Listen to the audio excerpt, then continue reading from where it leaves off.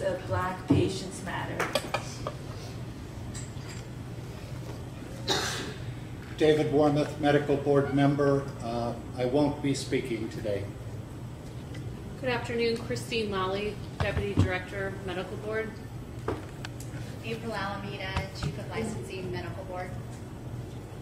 Mario Guzman, affiliation, victim medical worker.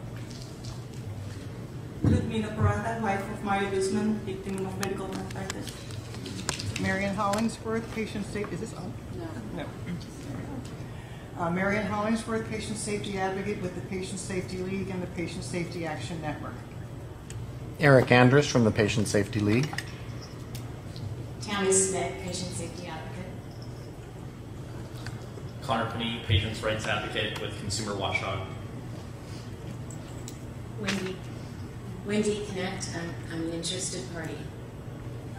Randy Hawkins, member of the Medical Board, private practice, Inglewood. Letitia Robinson, Research Data Specialist, Medical Board of California. Christina Dell, Chief of Enforcement for Medical Board of California. Carrie Webb, Staff Counsel, Medical Board. Kimberly Kirkmeyer, Executive Director, Medical. We can go to the phone. Again, just your name and your organization if you are affiliated. Please put the callers through and introduce them.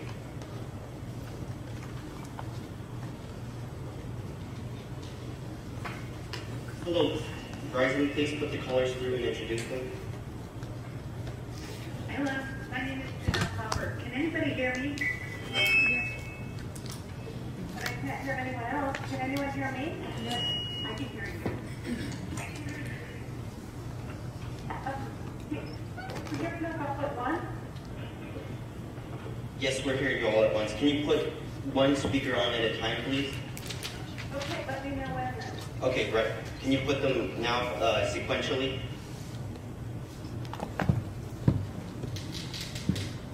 Caller, you are active? Me? Yes. Please introduce yourself. My name is Susan Warren, and I'm with the Patient Safety Action Coalition and with LIPO Coalition. The Patient Safety Action Community and LIPO Coalition. Thank you. Feedback is Please put the next caller on. Caller, you are live. Please introduce yourself.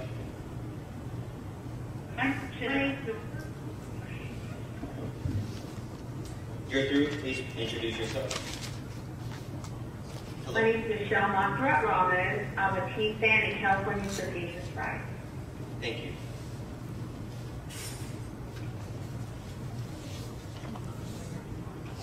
Yeah. Operator, can you prompt each caller to introduce themselves? Again, callers, please introduce yourselves. You'll need to use your mute buttons to not interfere with the other speakers.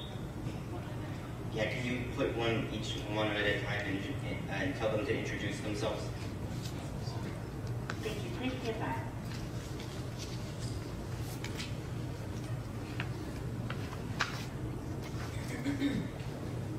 Hello, caller, you're live. Can you please introduce yourself?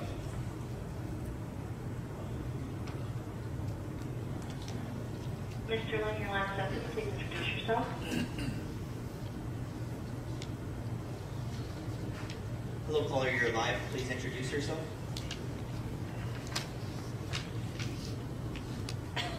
We'll go ahead and move on to the next person. The next person is Nicole Kramer. Please introduce yourself. You can skip this caller. Can you please move to the next caller?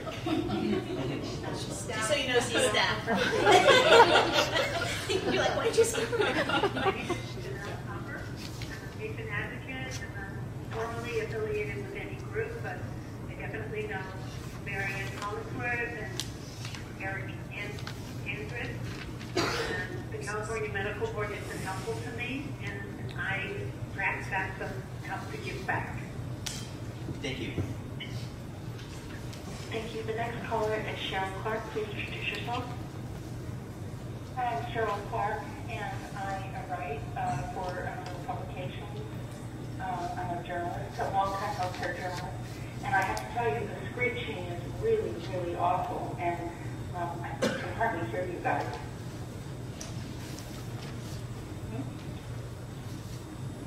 Thank you. The next caller is Susan Lauren, please introduce yourself. She introduced. Oh, she did introduce herself. Please take some. Thank you.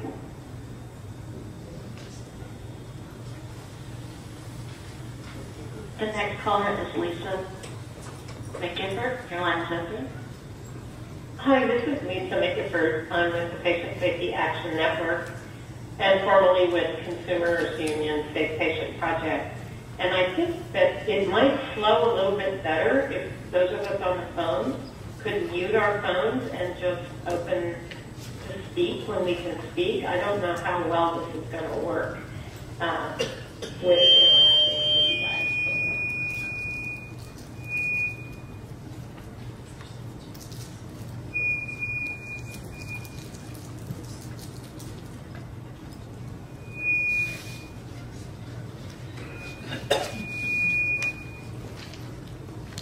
And we'll move on to the next speaker. Please introduce yourself.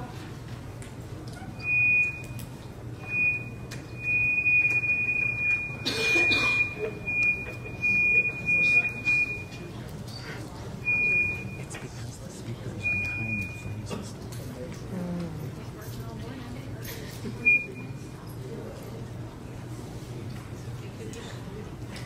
Sorry.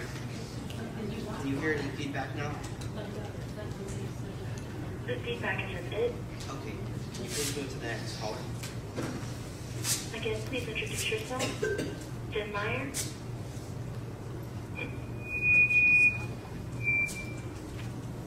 Hi, I'm Jen Meyer with Medical Board.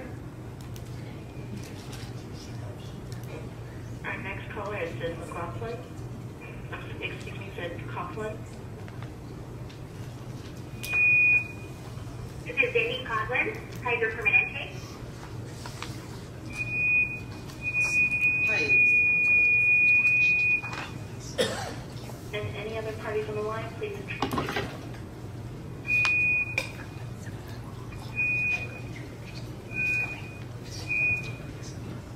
Operator, can you please mute all the lines? And all lines are muted.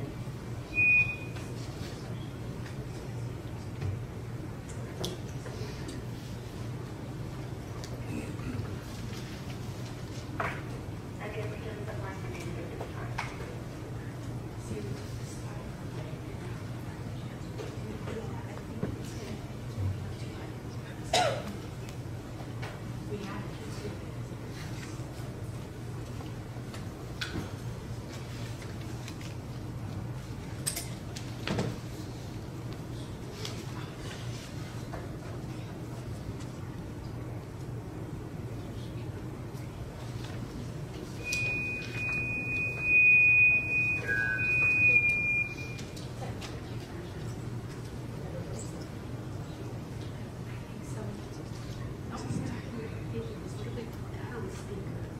Hello, hello, hello, hello. Yeah, we Are you can there? put this on speaker.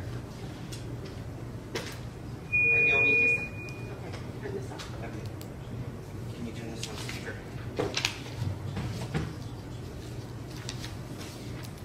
Hello? Hello? Hello?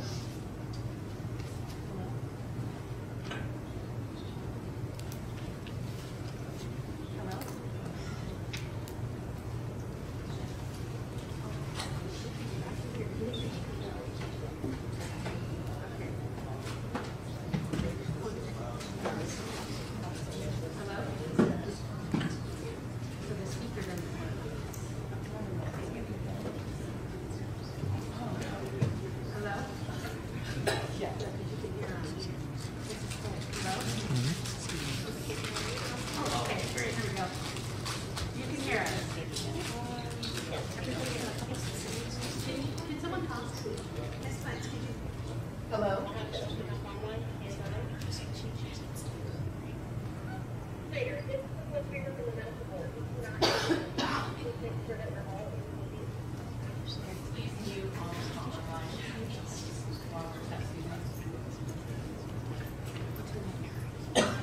Naomi. Naomi, we're going to have someone come to the microphone. Let us know if you can hear them. Hello?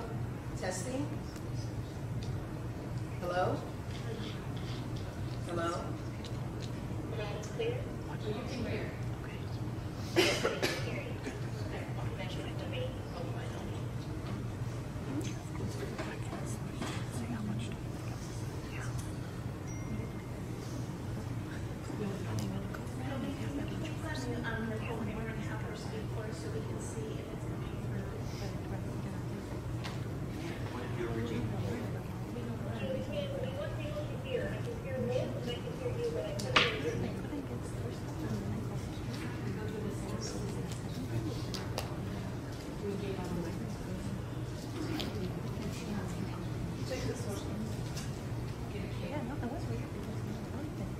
We're still working on it, Nicole. Hold on.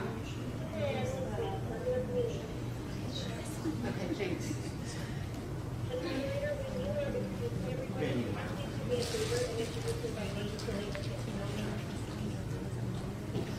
Here, Kevin, let me have one. Let me have one.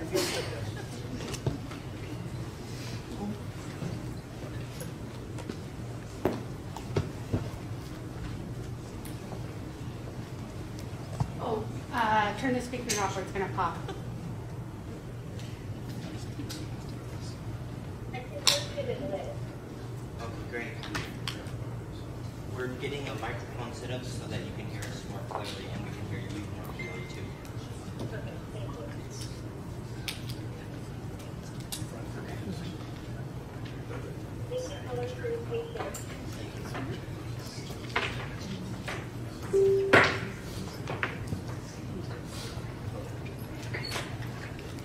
There you go, Kevin.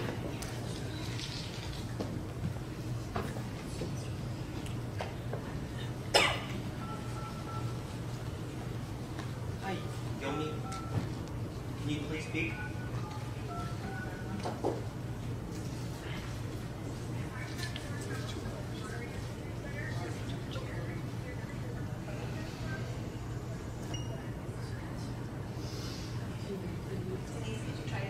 Yeah. Hello? Testing? Testing? Testing? Okay, Kevin. Hello?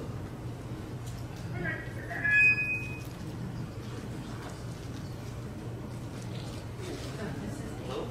Can you hear me?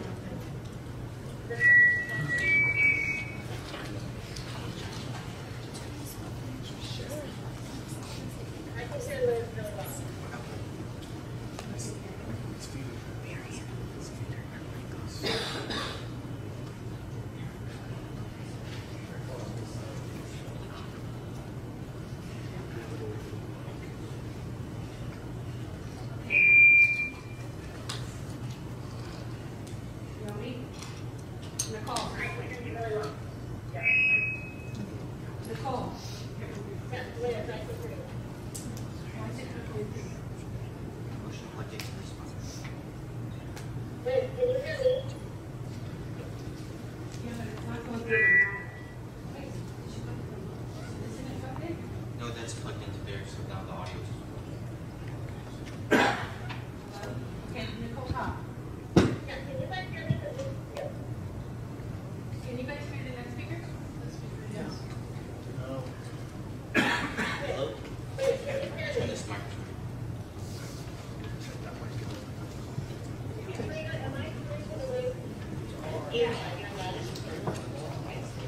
No, they're not in order. It's number 8. It's 1, 2, 3, 4, 5, 6, 7, 11.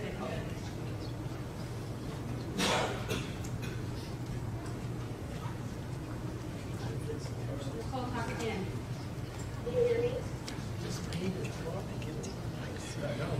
Yeah. It's true. Can you talk?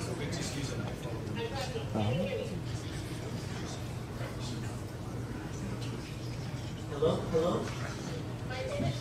Is it really Hello? necessary? So, this works. Move on. Hold on. Talk again. Talk, Nicole. Yeah, we can hear. Turn up number 8 as far as it'll go. Yeah, to Max. It's out Max. And talk again, Nicole. Yeah, yeah. Yeah. If we don't if you don't want to play, just come back. Oh, there we go. Okay, we got it working now. Can you hear us properly? I can hear you well. It's probably not enough for everybody. Okay. It's better now, but can you hear me? We can hear you. It's a bit muffled, but we can hear you. Hello? Okay, tell us if you can hear Denise. Can you hear me? Hello? I can't get one. Okay. Okay. It's weird with the Woo! All right. Technology.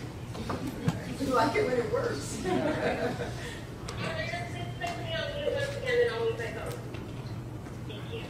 Thank you.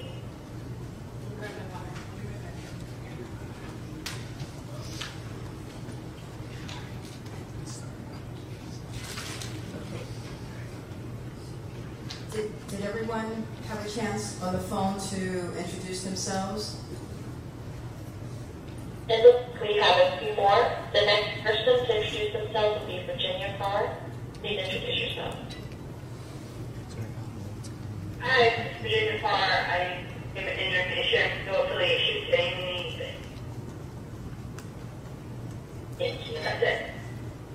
The next person is Jen Meyer.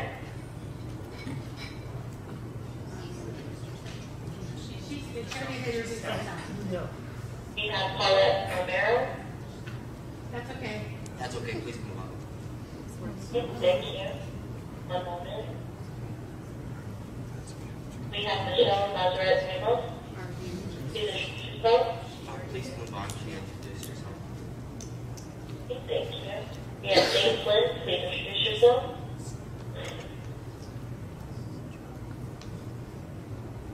Caller, go ahead.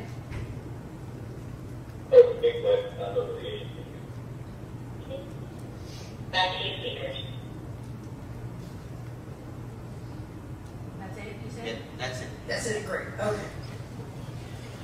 So I've asked for this meeting so that we can get together and learn from each other and explore ways where we understand the board's processes a little bit more in order to ensure consumer protection.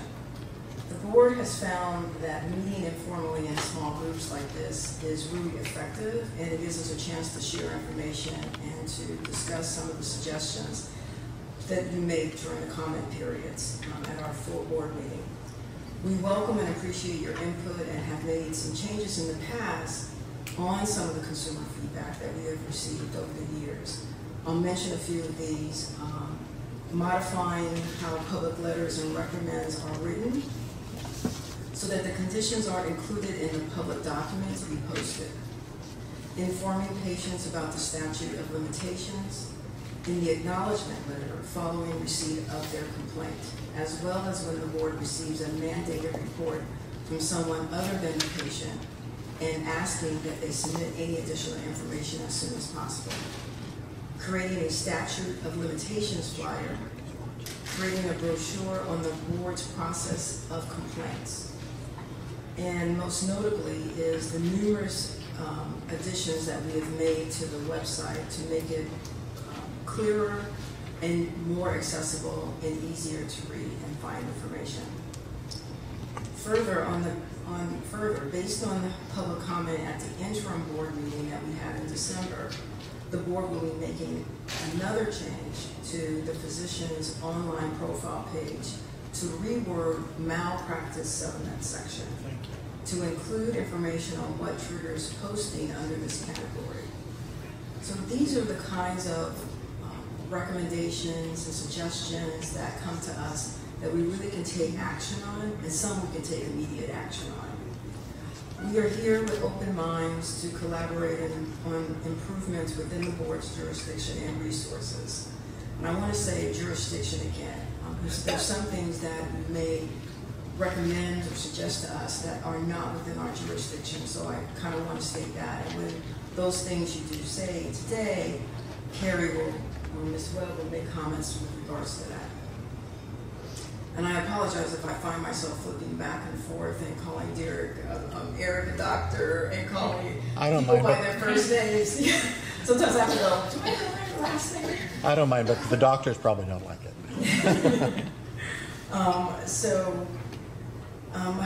So, however, I just want to sort of assure you that your input is valuable. We really encourage everyone to feel that they are free to brainstorm today and share ideas. We will take notes as we have taken notes, consistently taking notes. And Mr. Moore had talked about that. I take notes the whole time that everyone's talking. Kim and I discuss with the executive leadership. So it's not that anything you're saying does not get taken back and discussed and reviewed. For us to make changes later on and actually implement those changes. To help provide structure, Ms. Kirschmeyer is going to walk through some of the board processes, including enforcement and a document posting the processes. We also got a document from the AG's office that we are going to make available because it is really complex, as Ms. Castro had stated earlier today. And even when I looked at it, when I first received this document maybe a few weeks ago, it made me have sort of a different view of the chain that the complaint leading through investigation, leading to a final determination actually goes through. So I think when you also see that, you see the complicity and the complexity of the process.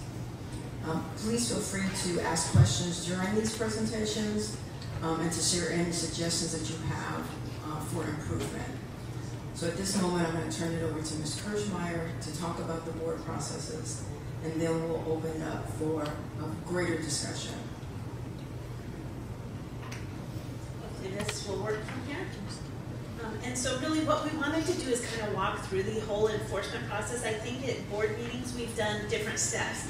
We've done the complaint unit, we've done investigation with both someone from Gloria's team as well as Kathleen Nichols' team from the Health Quality Investigation Unit. And then we've also, this last meeting just yesterday, we did the Discipline Coordination Unit. But we thought maybe it would be good to go through the whole process all at one time and kind of then just based on comments be able to answer questions that we can't normally answer at meetings and things like that. So Carrie's going to be helping me with some of this as we go through it, just in addition to answering any questions. So obviously this is the mission of the medical board, and this is a mission that has had a little tweaks here and there, but it's something, the mission statement of the board has been out there for several years. And it really is to protect healthcare consumers through proper licensing and regulation. And it's really done on the licensing end by looking and making sure only adequate individuals who meet the requirements, individuals who meet the minimum requirements for licensure, that they are able to get licensed. And then also enforcing that Medical Practice Act, and that's what we do. And then we also have, it was added on also to promote access to quality medical care through our licensing and regulatory functions. And we also think it's important to have access to care, but again, that also, as Ms. Pine said, it has to fit in with what our jurisdiction and is what we actually have authority over. And that's one that kind of just stands on the line when we're talking about what our jurisdiction is. So this document is actually on our website. I'm not going to be going over it today, but it's something, if you want just a thumbnail sketch of what our full enforcement process is, this is on our website, and it just kind of really gives that high 30,000-foot level of the process. Okay. So we have a central complaint unit, and the complaint is received, and complaints come in from multiple different entities. So we can get complaints from the public. That can be a patient's family member, and friends, especially with the overprescribing. We see a lot of them coming in from family members that send in a complaint. We also get mandated reporters, so I'm not sure that everybody is aware of all of the mandated reporters, but we do have coroners that have to report to us, and I spoke a little bit about that yesterday. We have insurance companies, attorneys, and courts that have to report settlement information. And just wondering if it would be helpful if I give you the business and professions codes. I don't know. I think if you guys, you're good. Okay. All right. And so all settlements over $30,000 must be reported to the medical board. And then posting, I'll talk about a little bit about that later, but they do have to be reported to the board. Medical facilities and hospitals have to report certain actions that are taken against physicians, and it's very specific in the law, and that's under 805. And then there's even a more specific section in 805.01 where individuals have to report as well when actions are taken. And again, it is very specific in the law when they do have to report and what they have to report, and if it only hits that caveat. Criminal charges and convictions, both the courts have to report to us and self-reporting. One thing that's important to know about our licensees is they are fingerprinted, and so when an individual gets arrested, if that county is running fingerprints, then when that hits, it usually sends us a notification on that physician. Report of death outside of a general acute care hospital, we spoke about that earlier today. Adverse event reports, we also get those.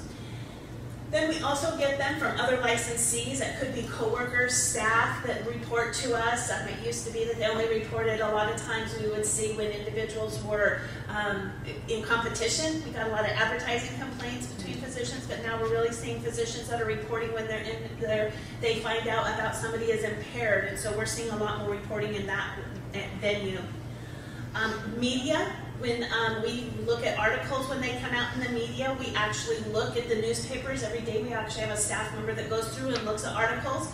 A lot of times the media actually knows about it before the medical board does, and so we actually will then open that complaint and try to do what we can. A lot of times it's important to understand that if we don't have a patient name, though, in some quality of care cases, so if they write how this doctor is doing a lot of inappropriate back surgeries, for example, it's very difficult for us to investigate those because I'll go a little bit later, but we have to be able to have a patient name and get medical records. We cannot just walk into a doctor's office and get medical records, and that is one of the biggest things that we want you to understand as we go through our process.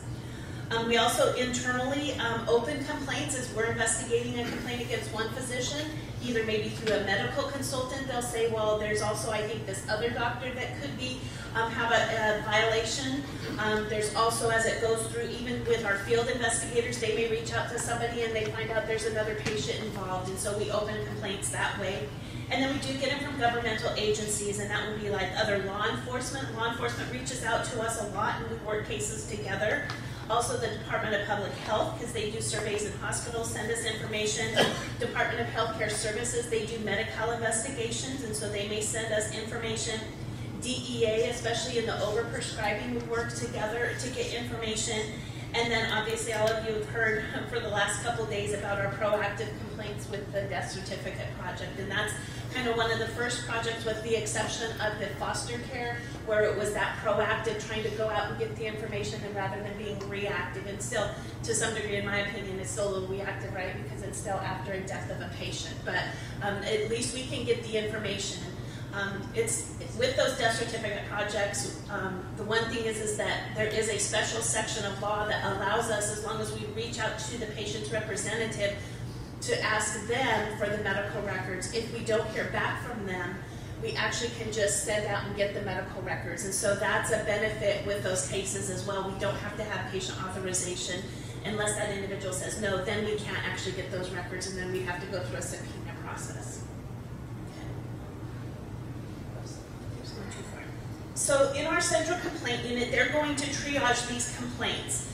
And as you heard yesterday with some of the statistics, one of the first things that they look at is this within the board's jurisdiction? So things that aren't within the board's jurisdiction is the physician or office personnel rudeness, HMO system issues, that happens a lot, or problems with denials of services in that HMO system, hospital facility issues, and fee issues. Those are all issues that are outside of the medical board's jurisdiction.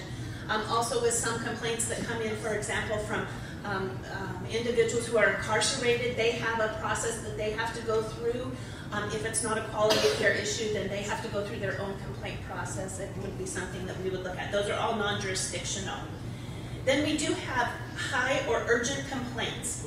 So these are sexual misconduct, physician impairment, drugs or alcohol, or physical and mental conditions that could come. And with those, depending on the information that we receive, those are mostly immediately referred out for field investigation, so they aren't looked at in our central complaint unit. And I'll be going over a little bit more of the evidence with Ms. Rogers, what makes that determination. Then what is the prior complaint history on the physician? So is there any ongoing investigation or pending disciplinary actions, or are there any prior complaints for that same allegation? So if we have a case that comes in And we get that complaint, and there's already a complaint being worked out at the investigation level. So this is one thing that you, with the interview process, we've had questions on this. If that complaint is already out being investigated, your case could actually go immediately through out to the Health Quality Investigation Unit, and they're going to look at your complaint. You're not going to have that upfront central complaint unit process where we write to you and ask you for all of the information. It can go directly out to the field, and then you would be contacted by an investigator before you would ever be contacted by one of our analysts. And then what information should we be obtaining? Medical records, subsequent treaters, all of the different individuals involved in your care and treatment, all the information that you have provided to us. We need to look at, do we need court documents on some of the cases? What kind of review are we going to need to do on this case? So that's the next step that that analyst is thinking about, and then they get that case. So they're looking at all of these different items as they have the case. And then they're going to figure out, okay, what are our next steps? So these are the different types of complaints that we receive, and I've gone over them a little bit, but these are physician conduct complaints. And these are housed within a certain unit of the medical board. And the first two, for example, failure to provide medical records and failure to sign death certificate, what we're going to do is we're going to reach out to the physician and we're going to ask them, okay, we've got a complaint from John Doe. He stated that you have not provided the medical records. He has shown us proof, because everything we look at has to go back to what is the evidence. And so if he shows us proof that he requested his records, then we're going to reach out to that individual and follow up and try to see why those medical records weren't provided. Same thing with the failure to sign a death certificate. It goes through that process. Corporate practice of medicine, a physician is not allowed to be employed by a lay person with certain exceptions, and so those are cases that we look at in that conduct unit. Fraud, advertising, and then patient abandonment is another one we look at there, although in a lot of times with patient abandonment, it's actually a quality of care issue, so it ends up over on that side. So urgent complaints, sexual misconduct, again, I talked about this a little bit, but one thing I wanted to point out is sometimes with these complaints, we'll get anonymous complaints on sexual misconduct. And if it comes in and it's anonymous, we have to figure out, is there evidence that we can actually pursue an investigation? Mark's here. I might have to pick your brain on a couple things, Mark, but really what we're looking for is there evidence that they can actually go out? Because if we don't have a victim or we don't have a patient, how are we going to actually investigate that case? So a lot of individuals will call and say, can I make an anonymous complaint? You could always make an anonymous complaint, but it's going to depend on what information you can provide to us as to whether that's going to be something that we can actually pursue. Impairment, physical and mental impairment. With those cases, it's easy because we can go out and do kind of like a meet and greet with that physician. But what I want you to know is that we cannot just say, you know, Dr. Smith, you have to have an evaluation. We actually have to go through a formal process. If they won't voluntarily agree to do it, we actually have to go through a formal process where we actually petition to the board, and the board has to authorize us to do that before we can go through and have them be evaluated. Criminal convictions, depending on that criminal conviction, it could be that we actually will wait for the actual conviction because we get the information again at the point of arrest or when the person is indicted. Depending on that allegation, we may have to wait until there's actually a conviction unless there is an urgency or it's something that is detrimental to patient safety. And then in that case, we follow a process where we try to go in and get a suspension on that individual. Unlicensed activity, again, we will usually send those to the field to do undercovers to identify if there is an individual that's not practicing. And then 805s, those go to the field for investigation.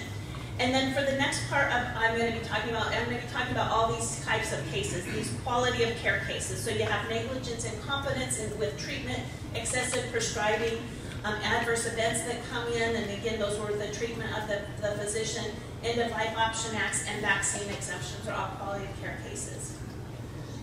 So the first thing that we do is we actually, we will reach out and contact the patient if they have not provided an authorization to obtain records. So I'd like to stop at this point, and I'm going to have Carrie help you to discuss this, but it's important to understand that when that complaint comes to the medical board, that then that complaint is actually the medical board's complaint. The area where an individual can hire their own physician and take their complaint and own their own complaint is through the civil court. That's where you have that ability. Right. Yeah, hire their own attorney, and you have control over whether it goes forward or whether it's dismissed to some extent, because attorneys have obligations to pursue meritorious claims. If it's not, then they can be subject to their own discipline.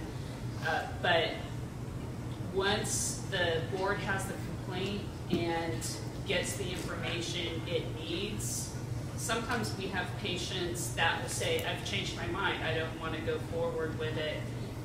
But if there's reason to believe that the physician has violated the Medical Practice Act, the board goes forward with it.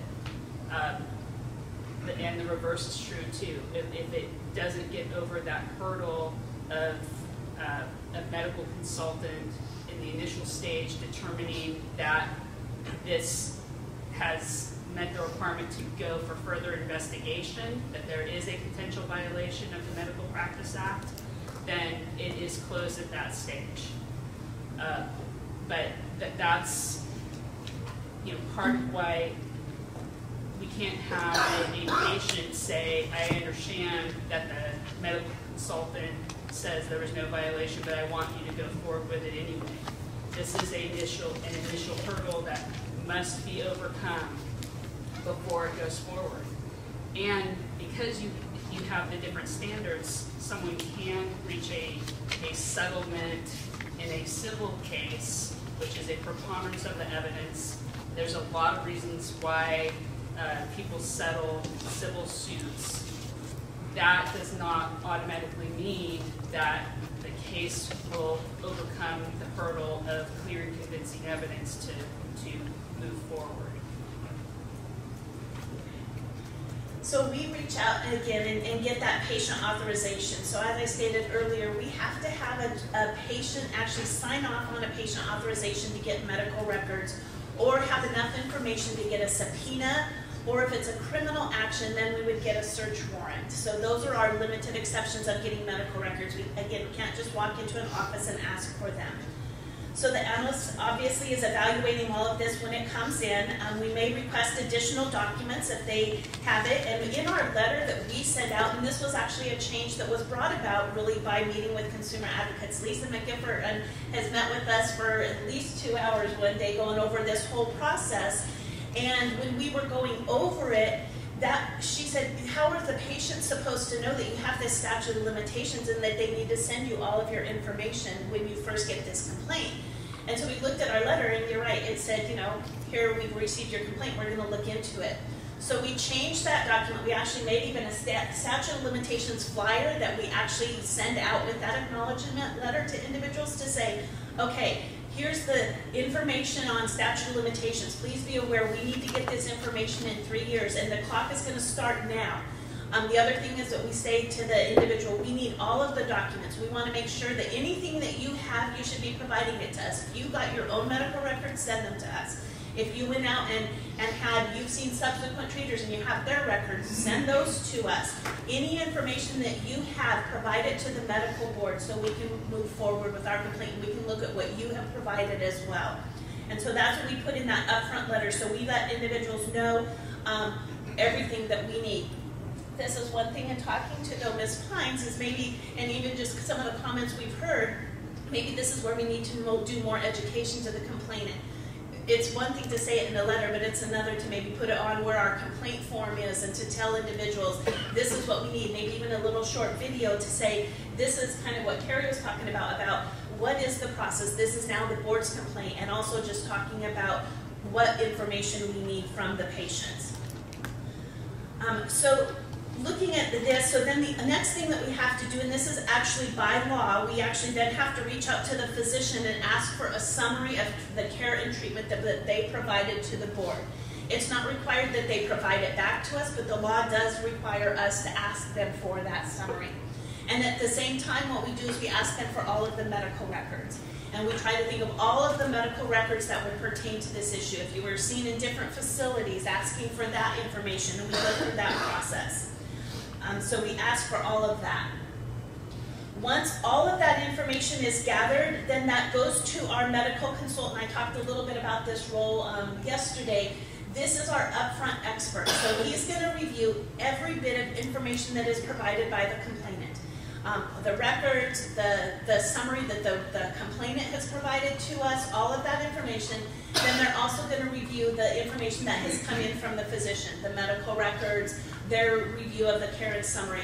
And after they do that review, because again, we have to rely on the individual, because we know in the future, when we're going to be going to hearing, that's going to be really important because we can't have conflicting experts. So what this expert says is what we're going to need to use. We can't have it to say no violation and then go forward and have violations later on. If we have that upfront individual expert, that's what is really relied upon. So that individual is going to review the case and they're going to either say, yes, there was a departure from the standard of care.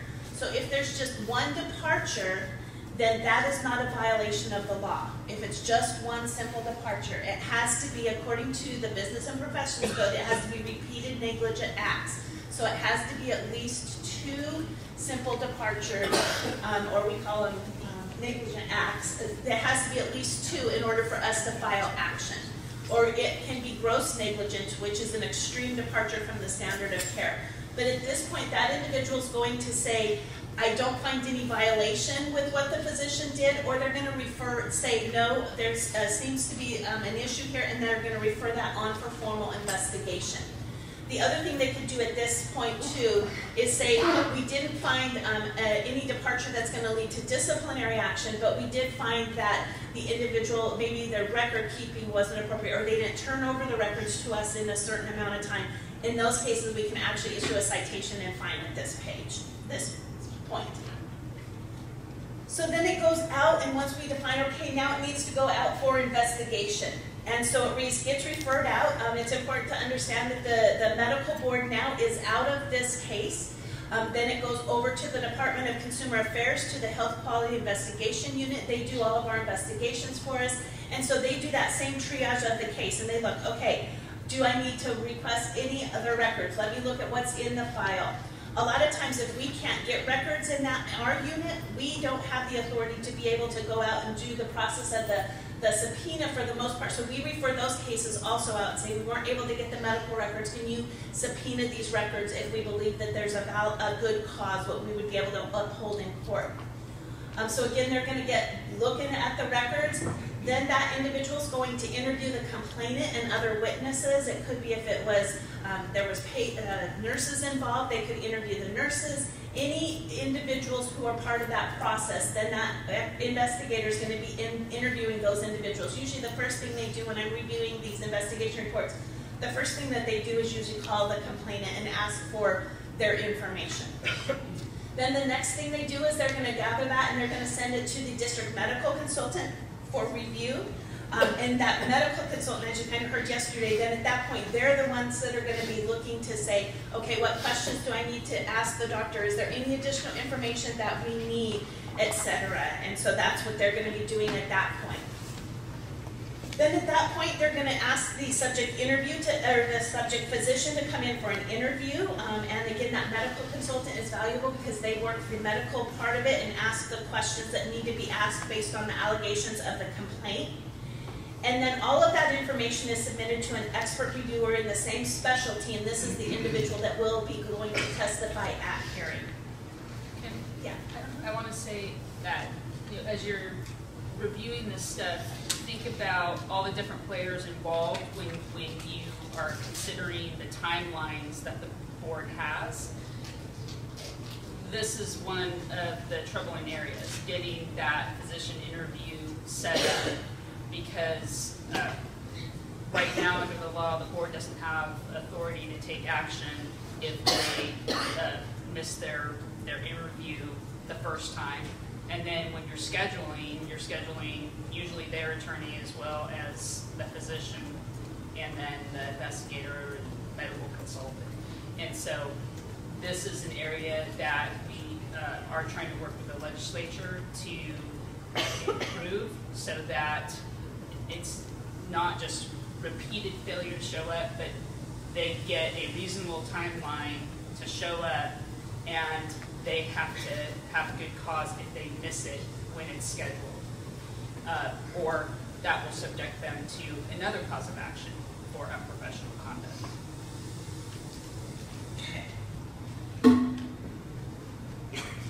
So we do have other types of complaints. These are just part of the other process on those other complaints. It may be that they have to, if it's an arrest, a conviction, they're going to have to obtain copies of the arrest, conviction report, any court documents they usually get.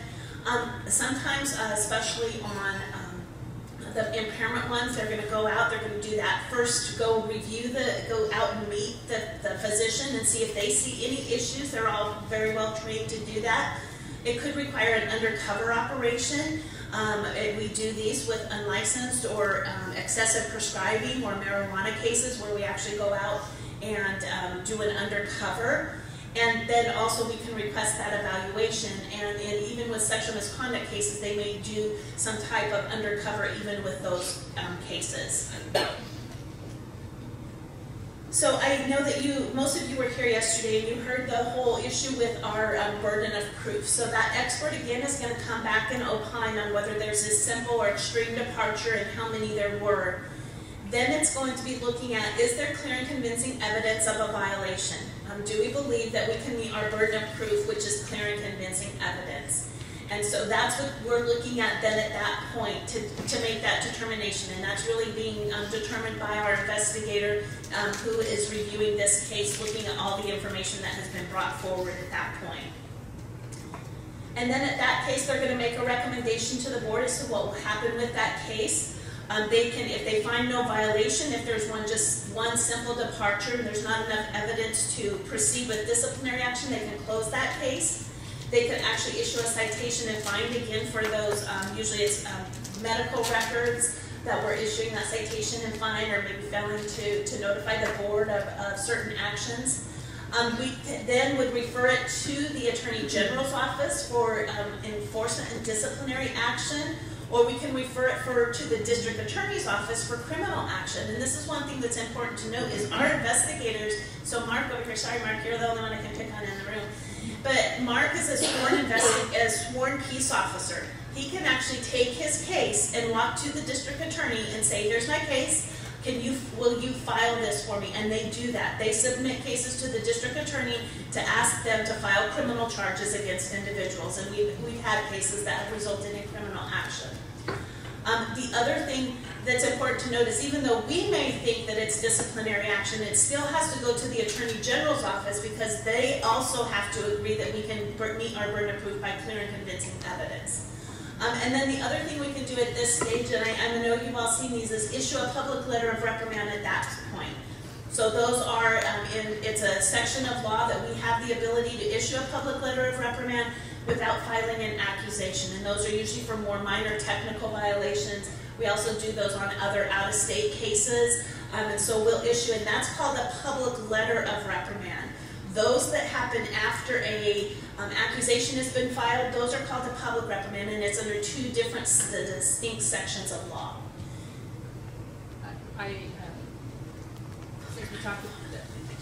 Since we talked about insufficient evidence when cases are closed under that, because there's only one negligent act, one simple negligent act, those are saved. So if another complaint comes in, it's not working out. Sorry. If another complaint comes in and we're still within the statute of limitations on that case that was closed insufficient evidence, then that will get combined. And so if you see that they committed an act that it's like that seemed like it was long ago, well, it may be because it got combined with a more recent case that then gave the board authority to take action. And then all along the process, what's happening with the investigators is they're looking at this to determine if this is something that needs to have an action like an interim suspension order. And I'll just talk about it here. So I think it's really important. There's been questions about, or things brought up, that teachers and police officers can be pulled off immediately. That's because that's their employer who's doing that. That can happen also in a hospital setting. They can actually pull a doctor and give him a summary suspension. The medical board is not an employer of a physician. We have to go through the process for due process for this individual, which means that in the state of California, there are other states that do this, I've said this before, where the board actually themselves can issue an interim suspension order against a doctor. It can be done either at the level of the executive director, it can be done by a smaller members of the board, but it can be done, but that's not California. Our law states that we have to be able to go in and file a petition with an administrative law judge to be able to say that this doctor is an imminent danger here and we believe that that individual needs suspension. And I know we complain about it all the time, but here's the other issue of that, is that from the point that that interim suspension, that hearing takes place, within that time of that interim suspension order, we only have 30 days to file that accusation document. I'll go over in just a minute. We have to have our case investigated enough that we can file that accusation. And that's not so much, I know we've always complained about it, that's not so much the issue as the fact that from the minute that accusation is filed, when the individual requests a hearing, then we have to be able to go to hearing in 30 days. So we need to have a case that is enough information to be able to go to hearing and conduct that with evidence. And it has to be can tight because if the physician is successful in getting that matter dismissed, that's done. And so this is an area where getting legislative support on the language would be helpful, but we have to be ready to go in a very short time frame once that interim suspension order is sought. Okay, and then Penal Code Section 23, this is another important one. So this is during the actual criminal portion. This allows us at the first point, and Gloria, it's the first point that they're arraigned, or when they're going to basically be posting bail, right, for that individual. When they're both hands. Yeah, so sometimes you'll see an individual that got arrested and we haven't gone in and asked for a suspension of that individual because we can't go in and ask for a Penal Code Section 23 until that point. And so then at that point we go in and we ask for a Penal Code Section 23 that they would actually put some limit on that individual's practice.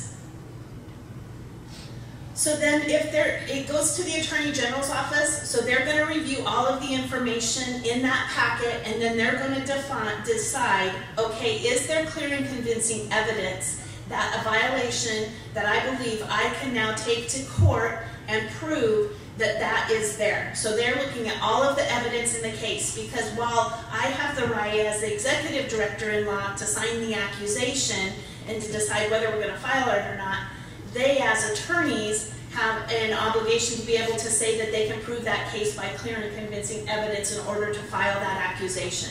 So there can be cases that we would refer to the Attorney General's office, but they may decide, I don't believe that I can file this case, I don't believe I can meet my burden of proof, and they can say, no, when I look at the evidence, that's not possible.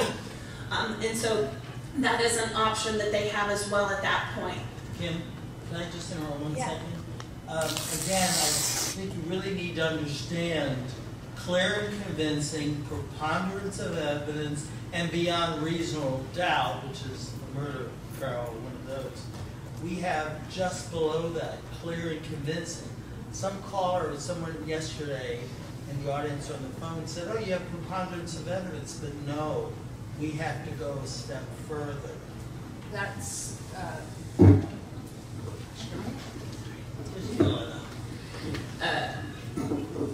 if there's a petition to revoke because there's a probation violation, Then the standard is preponderance of the evidence. But the initial accusation, that is clear and convincing evidence.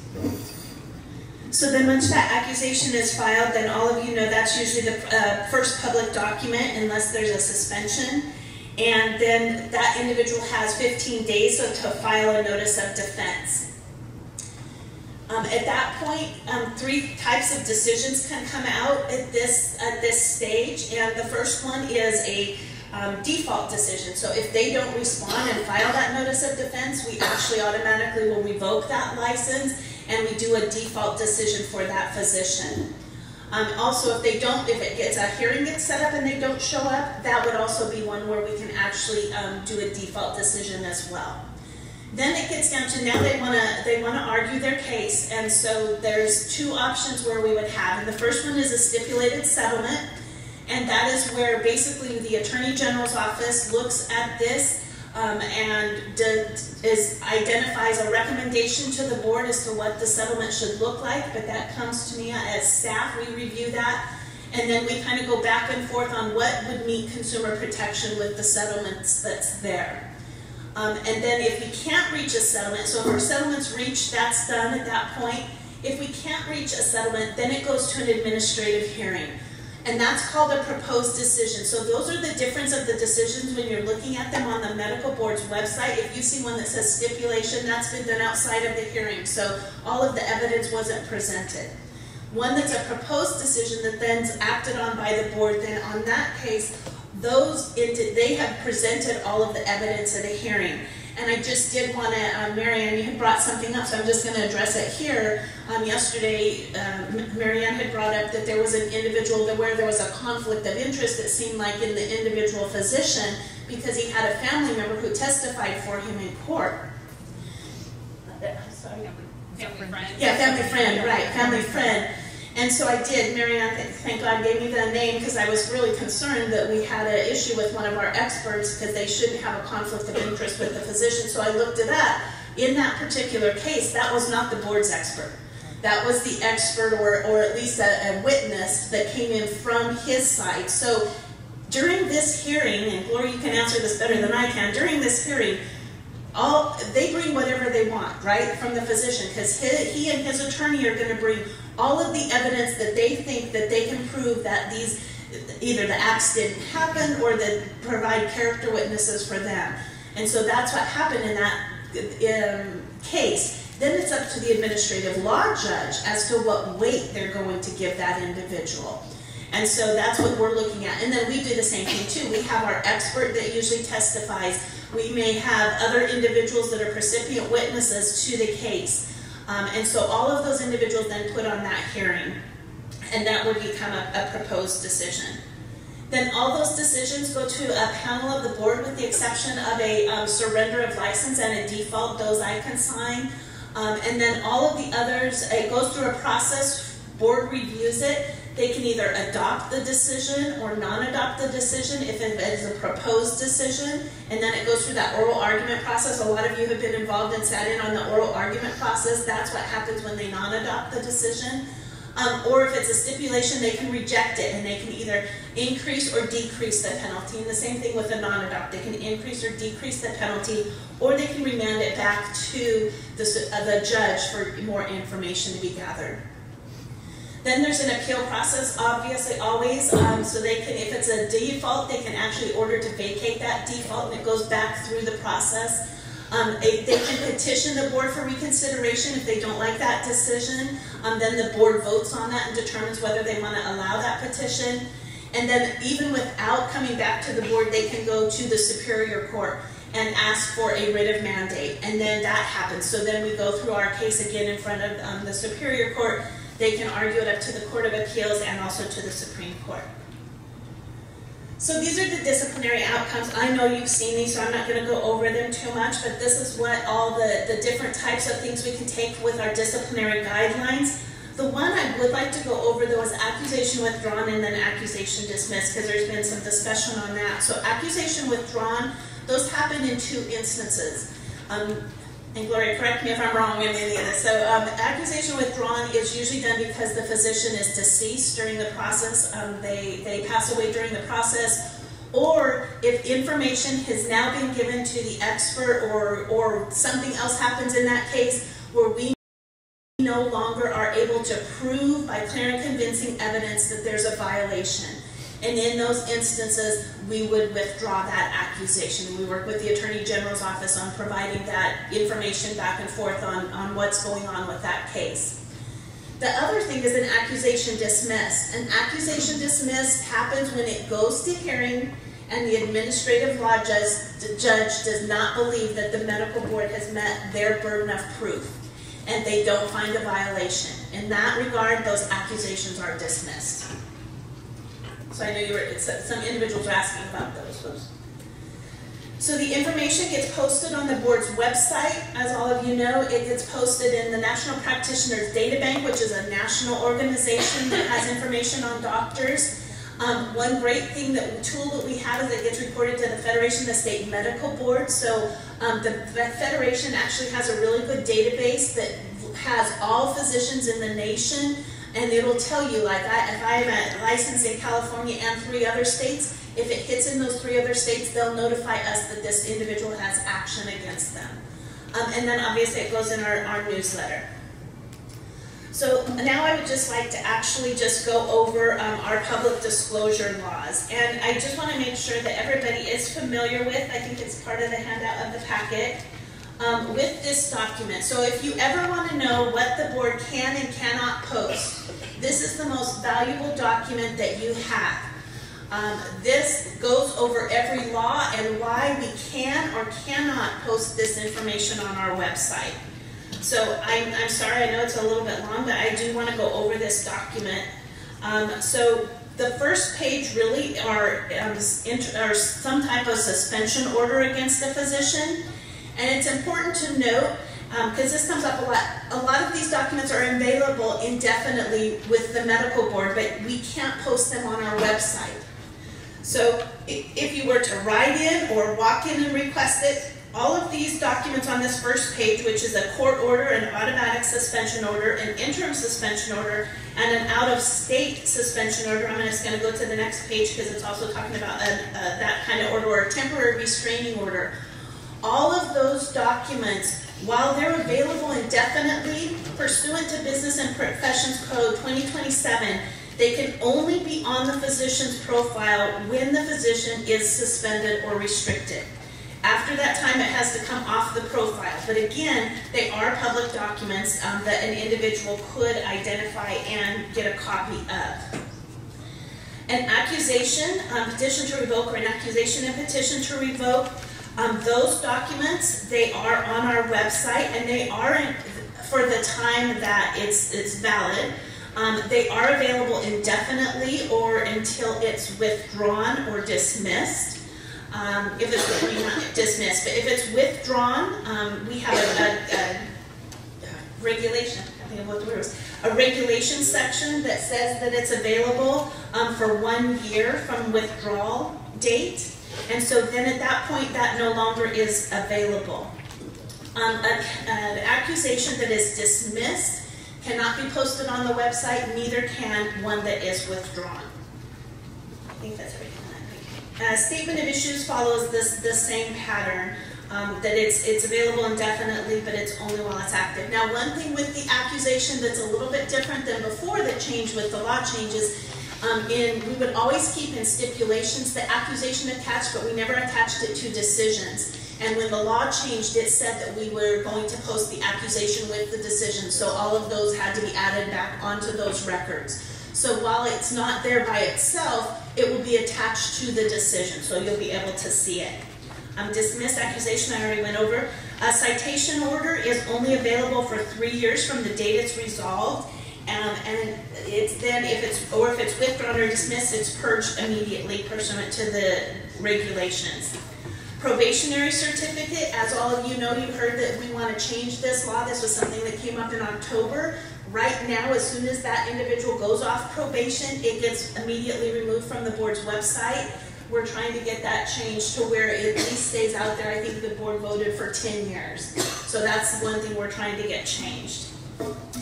Public letters of reprimand per the law, they are available indefinitely. However, if it's for a licensee, however, it can only be on the website for 10 years.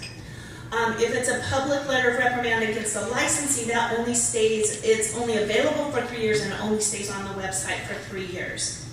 And then the great thing I can tell you now with a lot of our changes that we've made is that if an outcome comes out of a decision, whether it's a stipulated decision, a default decision, or a proposed decision now, as long as that is revocation, suspension, probation, those items now are available indefinitely on the website. So there's no time limit for any of those. Same thing with surrender of license. Again, a public reprimand, though, is only available, not only the PLR, but the public reprimand, too. Same thing, it's only available for 10 years.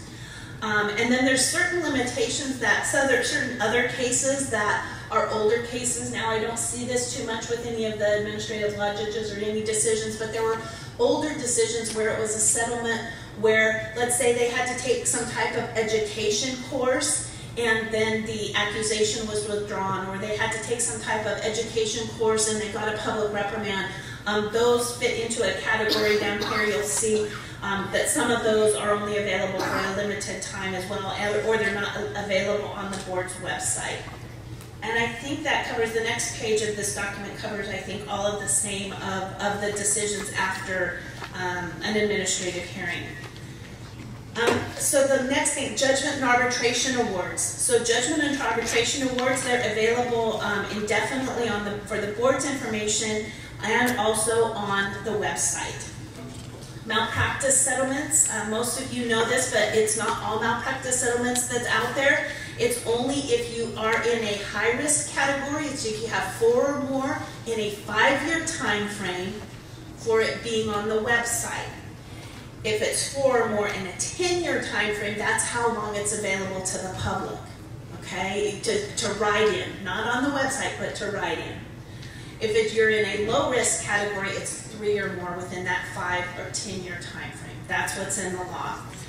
Felony convictions, those have to be posted and they're available indefinitely.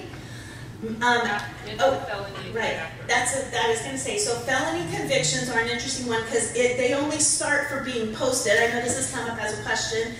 Is that felony is only posted from those that happened when the law became effective. So does it have the date on here? Should I? You know what? I think I want to say it's 1991. It used to be on our website. But I think it's 1991. So any felony conviction that happened after the law became effective, to post it, which I think is 1991, then those will be posted. Misdemeanor convictions only get posted if an accusation has been filed, and then also if that accusation doesn't get withdrawn or dismissed, because if it gets withdrawn or dismissed, then that would also come off the board's website. 805 reports, those really are not public for the most part, except for if it has actually proved, it actually shows that the individuals were privileges were terminated or revoked. There's not information, we can't post any information other than what happened on the doctor that they were terminated or revoked. And then out-of-state actions. So out-of-state actions, if they meet kind of the same criteria of our other types of decisions, then those remain on the board's website with the same requirements around them that you would see on our own cases for the most part. So I think that covers everything of those decisions. And there's just a couple, that it's very specific. They changed in 2003. We removed a bunch of them, then we added them all back in. And those 3 have the time limitations. And with that. Okay. So can we just, Ms. Pines is coming in here.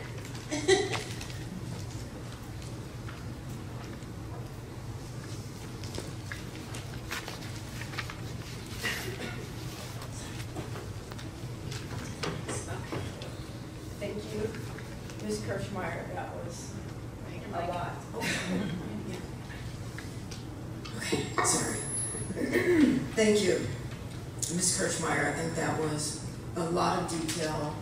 I think we sort of, and I know it's a lot to grasp at all at one time, and a lot of times, to Ms. Kirchmeyer's point, is that you hear fragments of the process, but this is the process from beginning to end to also hopefully address a lot of the concerns around the timelines, which we have concerns around the timelines. We mentioned one or two things from a legislative standpoint that could change some of those timelines. So hopefully that was pretty clear.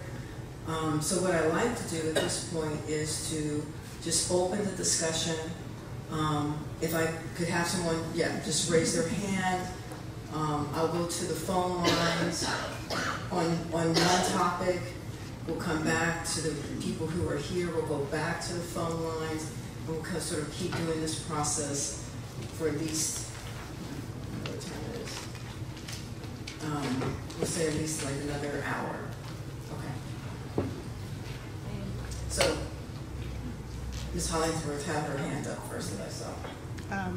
My question is regarding thank you. My question is regarding public letters of reprimands and reprimands in general.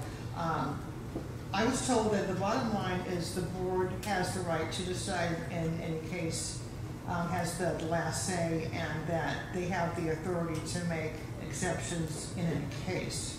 With reprimands, it says in your documents that it's reserved for minor violations. However, we're finding a number of death cases, and my dad's case too, in which there's been a death, but the doctor is able to plead down to something really minute, like poor record keeping, or something not following, not observing nurses closely enough, things like that. And to me, it's kind of like, I use my bank analogy, somebody going into a bank, robbing it, shooting it up, killing a guard, racing out of town, running a red light, but in court, he's allowed to plead down to running the red light, and he's allowed to go. So in death cases, I mean, there's even one in San Diego where this one doctor had 2 deaths. And your own expert, this was an expert in your case, that said he was incompetent and lacked medical knowledge. And he was just given a public letter of reprimand. So how do you explain death cases when your own documents say that you're supposed to have it only in minor violations? And even in your newest annual report, the number of PLRs are up 55%, whereas probations are down, so it makes you look like you're becoming more lenient with the PLR. So if you could answer the whole PLR question, especially in death cases, that would be great. Yeah, so we are going to share. So I want to address the number, Marianne, because that was something I have to tell you, because as somebody that looks at these cases and settles these cases, when I saw the numbers, I was appalled. I was like, what happened? But what happened on those cases, and when we did, we had a vacancy in our out-of-state analyst desk.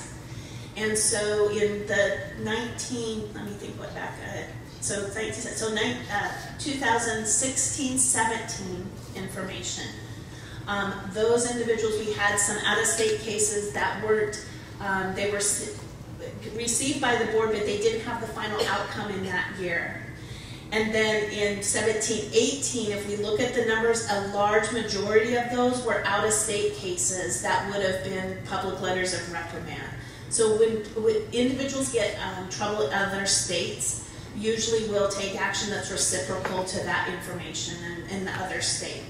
And so we did a large majority of that 133, I think it is. I think there's almost 60 of those cases that were actually out-of-state actions that weren't processed in the prior year. They were processed in 17-18. So that's why you saw the large jump in the number. That's one avenue of it, and then Carrie can talk about the whole evidence issue that we have to. And there are 2 different sections. Sorry, Carrie. There are 2 different sections when you're talking about public letters of reprimand. There's 2233, which is, I think, where you're talking about the technical part of it, and then there's also 2227, which is for that public reprimand side.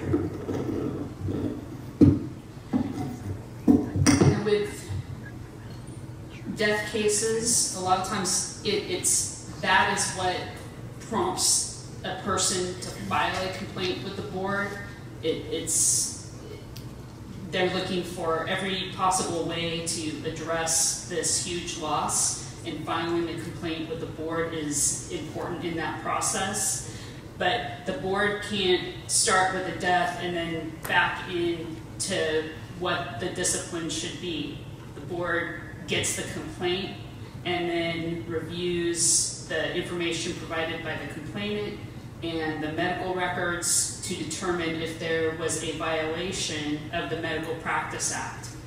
So it's not that the board is tying it to that death. Sometimes through the process there's a horrible injury or death, and it's awful. We're all consumers. It's awful to see that. But ultimately, we have to prove a violation. What is different for the medical board than in a civil trial is the medical board does not have to prove causation, that the negligence caused an injury. So if there is negligence, the board wants to take action to prevent an injury in the future. In a civil case, you have to not only prove negligence, you have to prove that that negligence caused an injury or a death. And so, the board has a higher burden of proof, but at least it doesn't have to prove that causation part because it really does want to prevent future harm. And so, again, the death or the injury is what often prompts a person to file a complaint. But that doesn't mean that the violation, you have to look at the violation that occurred and what is necessary to protect the public and rehabilitate the doctor if it's not inconsistent with public protection. But it just seems odd that they're able to plead down to such minor things like poor record keeping when falsification was more of an issue. It just seems like there are such... So there's no really pleading down, Marianne, with our cases, and especially anymore if you look at those actions. So I'm looking at Ms. Avon. She's here from CMA, so she knows that this has been an issue with before. And that's what my investigator told me. So that may be what they said, but if you look at the cases now, you will see there's never any case really. If there's been, we believe that we can prove something else, you're not going to see that they've pled down to just medical record keeping in the cases anymore. So if you look in that culpability section, while you might, I never say never anymore, but you shouldn't see any cases in there where there's only getting in trouble for medical record keeping unless truly that is all that we can prove. Because what was happening is while we might be taking action, the individuals were saying, well, I only admit to the medical record keeping. What we're saying now is you just need to admit that disciplinary, we're not even admit, but just say it's called a NOLO for those individuals. You just say that we can take disciplinary action based on the accusation that was written. But there's not, I'm only admitting to medical records anymore. Now when they go to hearing, if the only thing that comes out is medical records keeping, then that will be a finding of fact and legal conclusion in there. But as far as those cases now where there's just medical records, because what individuals were saying is the medical board was taking a lot of disciplinary action on just medical records. Well, that wasn't the case. There was a lot of other things that the medical board had found, but that was the only one that was the resultant activity in the accusation. So those are changed. It's truly only if that actually is all that we can show. And again, there's not the pleading down for anything. We're looking at what can we prove by clear and convincing evidence with the deputy. So this is where really we rely strongly on the deputy attorney general who's handling the case to say, okay, I think I can prove this, this, and this if it goes to hearing. But these charges, I'm not sure that I can prove them. And so then we look at, okay, with those charges, what's the best to protect the public? So can I just what you want to go for? I'd like to say one thing, that remember when we talked about if there's only one simple departure from the standard of care, there's not grounds for discipline. Sometimes what happens is that the case gets to that point where there's a realization that there's a real chance that the case will be dismissed if it goes to hearing. So, a decision is made that public protection will be better served by having a public reprimand with some courses or not, depending on the circumstances, but that will get the physician's attention, it will alert the public, and there is some rehabilitation provided if classes are warranted. If it went to hearing and the case is dismissed, it may be that it reached only preponderance of the evidence but didn't cross the hurdle of clear and convincing evidence, then there is nothing on the physician's profile. So, these are judgment calls that are difficult, but sometimes that decision is made so that the public is notified and the physician is warned, and then if something happens again, that's identified as prior discipline in the accusation and is a consideration for what further discipline should be if the case is proven. I have a comment. And Ms. let's just ask you again, do you understand that part? Again, there's no playing down. The two attorneys can work together Yeah, I on an understand outcome. that they can come. And the ALJ could say PLR, right?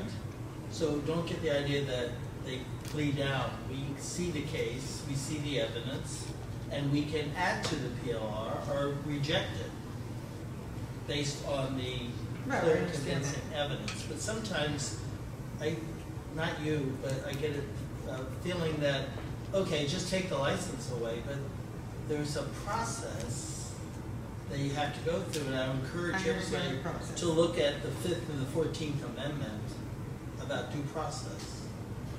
So, but you understand it, you've been through this. Aside from the process and everything that Kim and Carrie talked about, you have every right as a consumer, as a person, as a human being, to feel the way that you do. Having a death, having someone die on an operating table or in a hospital is very painful. And I just want to let you know that we understand that you do have the right to, every right to feel the way that you do, but we're working we are working diligently to try to come up with some resolution that is going to protect the public.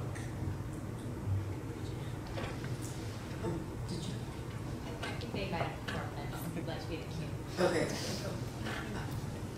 Yeah, I did have a comment on the public reprimand. So in the complaint that I filed, the accusation stated repeated negligent acts, and those acts resulted in my son's death. A stipulated settlement was reached, which was public reprimand. It's record keeping, and nowhere in the disciplinary order does it state the patient died. So as a consumer, if I look up this doctor's license on Breeze, I see public reprimand, and I look, oh, he just did some record keeping error. I don't know that a patient has died because I'm not going to go through 26 pages of documentation and go back to the accusation and see that somebody actually died. And I really believe that this is not following your disciplinary guidelines. I know the clear convincing evidence piece of it, but this had been investigated by the medical board, by the investigative unit. I was even told by one of your supervisors in the investigative unit that this case was very similar to another one that went to criminal prosecution, and she felt that it was such a severe case. So when I see a public reprimand and no death piece involved in it, it's very confusing. Just in regards to the writing of that, Tammy, the stipulation itself, we never put in really what they did. That's where that accusation attached, that's why it usually says, see the attached accusation. Now that will be changing though, as far as what's on the information on our website with SB 1448 in July. So then it will have information as to what the individual did on the board's website. But so may I just interrupt for a moment, because on this public reprimand, it does say what the doctor did. That's in the culpability section, that's what? No, it's in the disciplinary order. Oh, it's in the order itself, yes, you're right, on public reprimands, right. It lists out what they've done, right, where they're being publicly reprimanded. Right, and it's just it's basic repetition. And then just another comment in a recent LA Times article regarding the Dr. Sutton case from your office. It says that doctors are no longer, the board no longer allows doctors to settle cases by admitting to only record-keeping errors. And the reason, and this has been going on for 6 years, and the reason for this is that these agreements are not appropriate because they obscure the severity of the alleged misconduct. So I'm finding a bit of conflict here from what I see in this document and what I hear from the board. I'm going to go to the phone line since we're on this topic. Oh, who's been waiting? Oh, I'm sorry. Okay, let's hold on the phone line. Okay. Well, I wanted to talk a little bit about the disciplinary process, and I wanted to find out whether you want to speak on the topic of public letters of reprimand, or whether is it okay for me to touch this point. Go ahead. And so, pretty much, we have been to several meetings, and one of the questions that we had, my husband and I, was our dissatisfaction with the complaint and investigations and the disciplinary process, because in our case, we submitted a very strong complaint. We went through litigation, and we submitted over 30,000 pages of medical records, and emails back and forth between the doctors, and very strong case, because it's not a reasonable outcome that a 42-year-old triathlete ends up a multiple amputee because the doctor doesn't prescribe penicillin. So, and that happens under proper medical care. So this is not a reasonable outcome.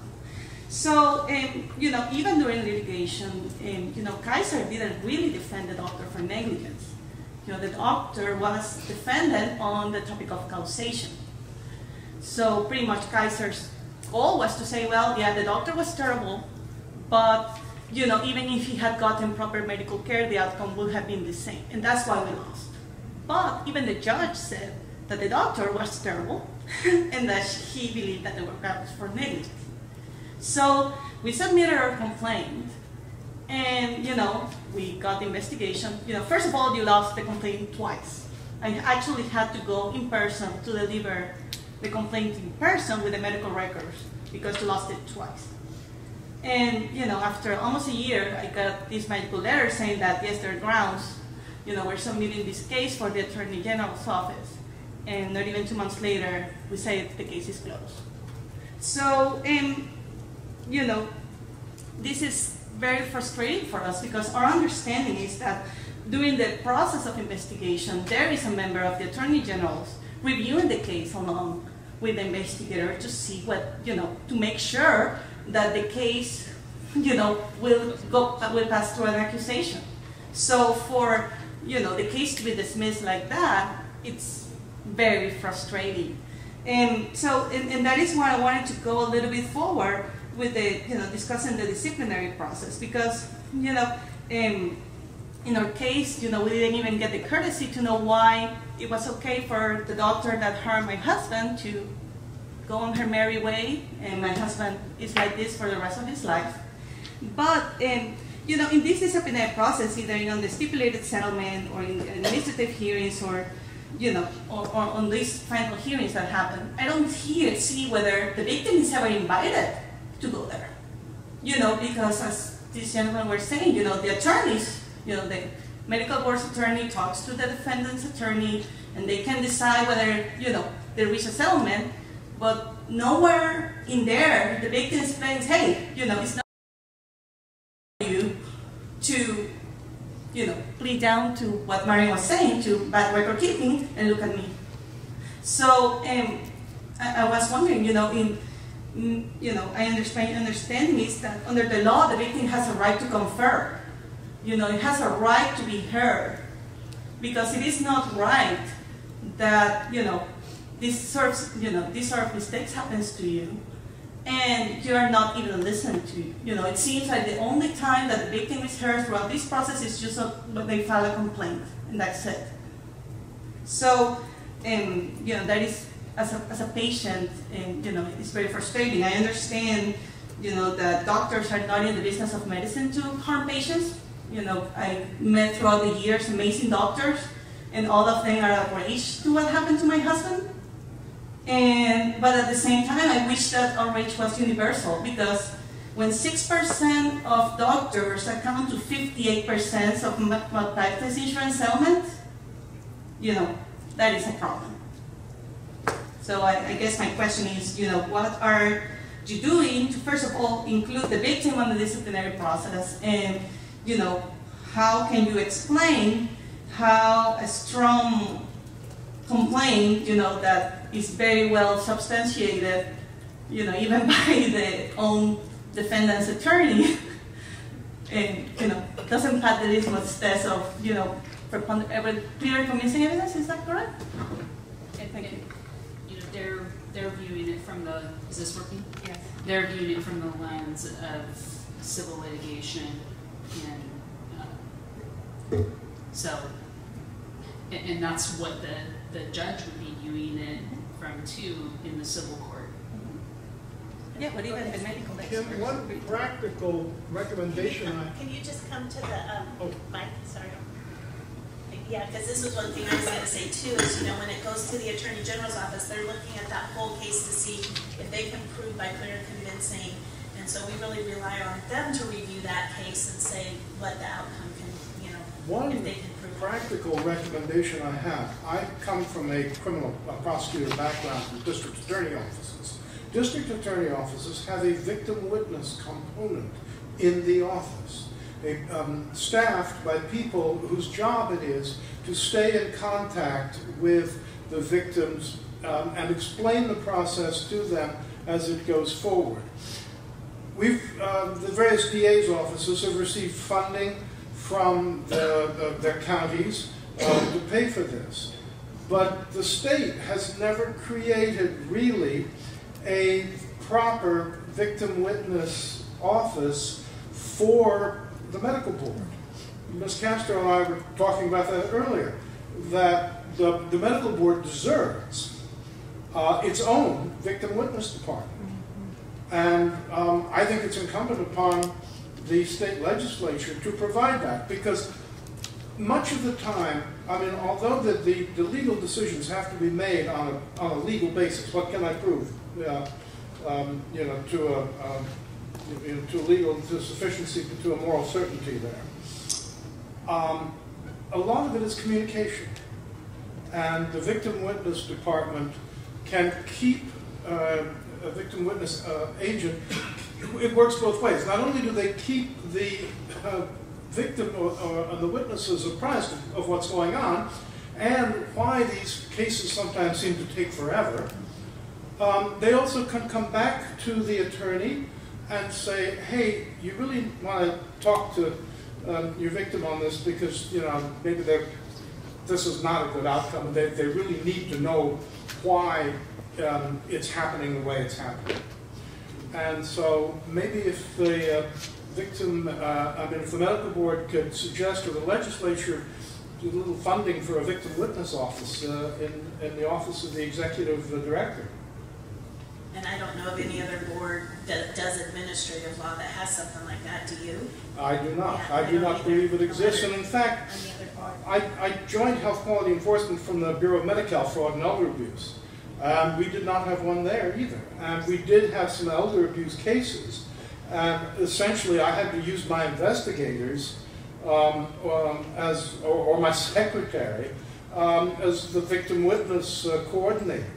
And that, was not always a satisfactory resolution, but where at district attorney's offices, I had, and I was in 2 different DA's offices, I had designated victim witness advocates that were in the office. They kept the schedule going, and they helped me too, because, for example, if I had the subpoenas, they were the ones that contacted the witnesses and the victims, let them know if the case got continued. So I didn't have to worry about that. And I could, as the prosecutor, I could look at it from the objective legal point, and they were the ones that would come to me and say, you really need to spend a little time with the victim, remind me of my duties there, and keep the victim acting as a conduit. They were the conduit to me. Thank you. Kim, is the fact that no other board has such a thing a reason to not pursue it? I didn't say that was. No, I know. I'm asking why that was relevant. No, I'm just saying that I don't know of any other place that has this either. So let's be the first. Huh? So let's be the first. Yeah, no, I'm just saying it's an interesting thought that nobody else Okay. has even. It sounded like the fact that no other board had it was. No. Oh, okay. It'd be helpful to know if it already existed to see how it was created. I don't think we need to do that. I think we just need to be the forerunners in everything. Let's just make up these things ourselves and get it done. Yeah, because going back, imagine, and I said, put yourself in our shoes. It's like my husband spent 5 months being debrided, and some of you are doctors, and we understand that debridement is considered one of the most painful and horrifying procedures in medicine. Imagine going through 5 months of that, and the doctor that did that to you was laughing at Kurt, trying to joke, lying about your husband, saying that, the reason why he's like that is because he didn't want to, he didn't like her as a doctor because she was a woman. So, and, she was blatantly lying, and, and when I tried to press, why was the case closed, nobody would ever tell me. It says there was no merit. And I said, well, and I understand clear and convincing evidence. And I said, like, what more evidence do you want? I have emails saying, like, her advising my husband, who has cellulitis, who has no compartment syndrome in his arm, telling him to stay home because he has nothing, maybe a little bout of pneumonia, when the pneumonia tests were negative. What more clear, convincing evidence you need? And you just wash your hands, and there's no recourse for us other than to write a jail review. The board is limited what it can say also by statute. So under 800, Business and Professions Code 800, if it doesn't reach that stage of public disclosure through an accusation or a public letter of reprimand, the board can't speak to what it found. If I may, thank you very much for your comment on that, because as a complainant in the death of my son, I felt that I was completely left in the dark with regard to any communication from the board. The communications that we received were via mail and via email for the decision. That's how we found out. And anything that I wanted, any information, it was me making contact with the board, me asking the analyst or the investigator where we were, and every answer I got, it's confidential. So we felt for 4 years completely in the dark with the board. So Tim, can I ask you just a couple questions? Because Yes. that's where, this is where it's helpful. Yes. So when you first filed your complaint, did you get the acknowledgement letter that a complaint was filed? I did. Okay. So then after that, you didn't hear, did you hear when it was going to investigation? Because there's certain milestones that happen in between, and that's where we're trying to look at as staff, like, okay, how long, because you know that these take a long time to investigate. What is something from your perspective of how long that would be to where you want to hear something? at that point? You know, what point would be a good time frame? We talked about it at staff, like, is it 90 days, you know, is it 60 days? And knowing the volume of work too, but what as a consumer, when would you want to hear? And then I have those questions for you too. Did you hear about it when it went to investigation? Did you get a letter? Because there's certain milestones that should have sent a letter to you. When it went to the expert to be reviewed, you should have got a brochure and that letter. And so those are things that we want to know, you know, in-house to see if there's some letter that's not being sent out as well from our staff. So that's why it's helpful to hear those kind of things. And then you should have got a letter, I'm sorry, one more thing.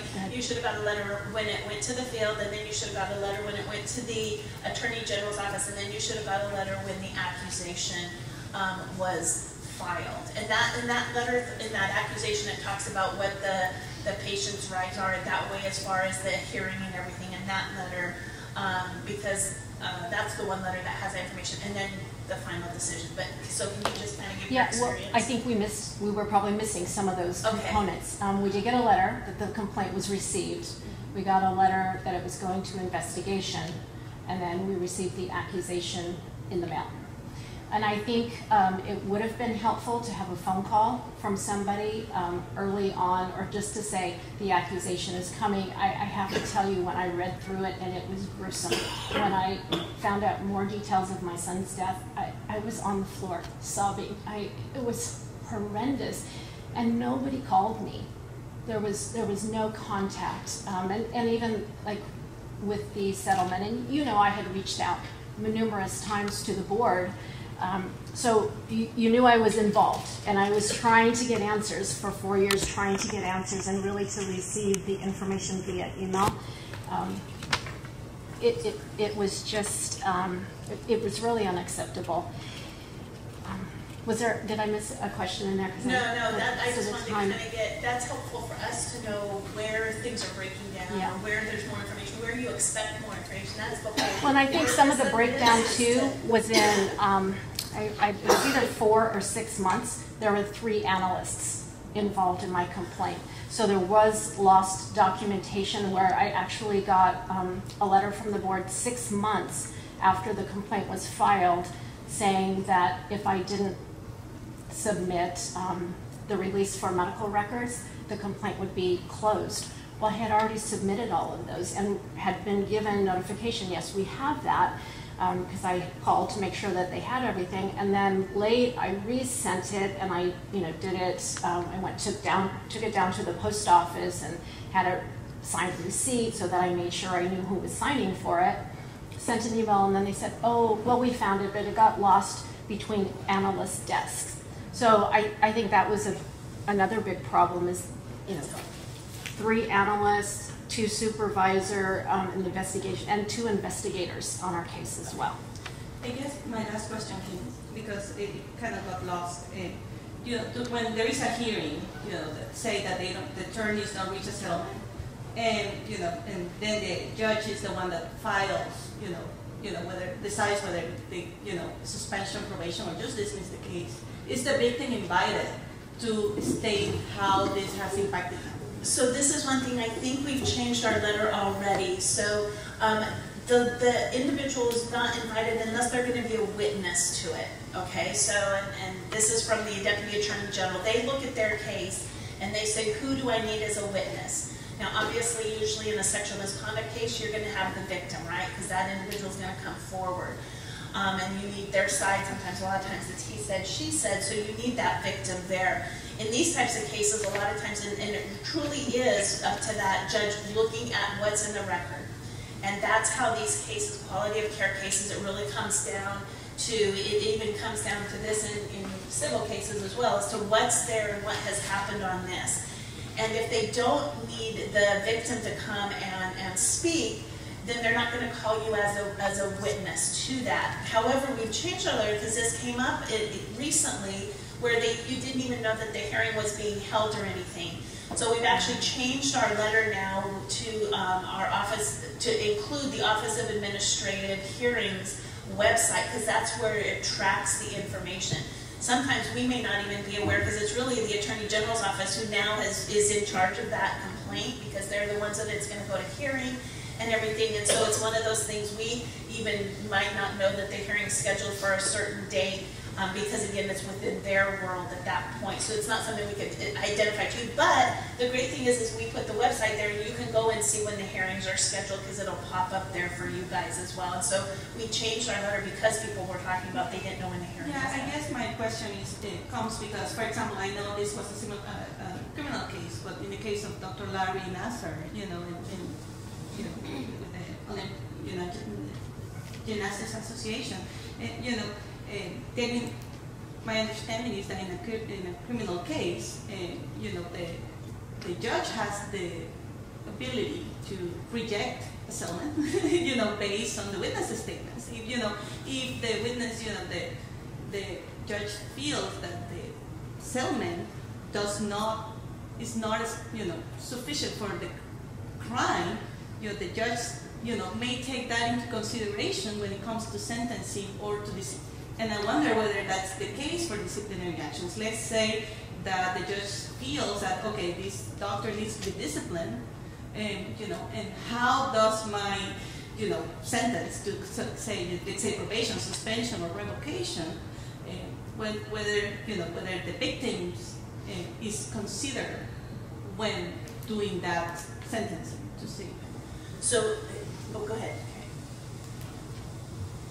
The board is prohibited from taking punitive actions. So in criminal cases, they consider all of that, the impact to the victim in the criminal court is there, and sentencing is there to punish this person.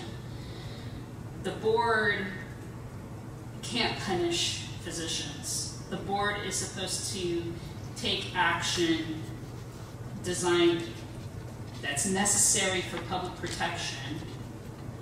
And if it steps beyond that, so if it can't tie the probation period or the conditions imposed to the evidence and explain why that is necessary, then the physician will file a writ in Superior Court.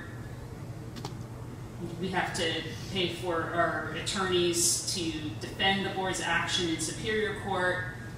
Then it comes back before the board. If it's remanded to the board, we pay for our attorneys to prepare for oral argument, prepare the written argument, and then come before the panel and argue the case all over again, and sometimes then have to reduce the penalty if the board was directed to do that from court. So that's part of it, is that it can get beyond what the evidence showed is necessary for public protection into we want this person punished, and that is not within the board's authority. How is punishment different than disciplinary action?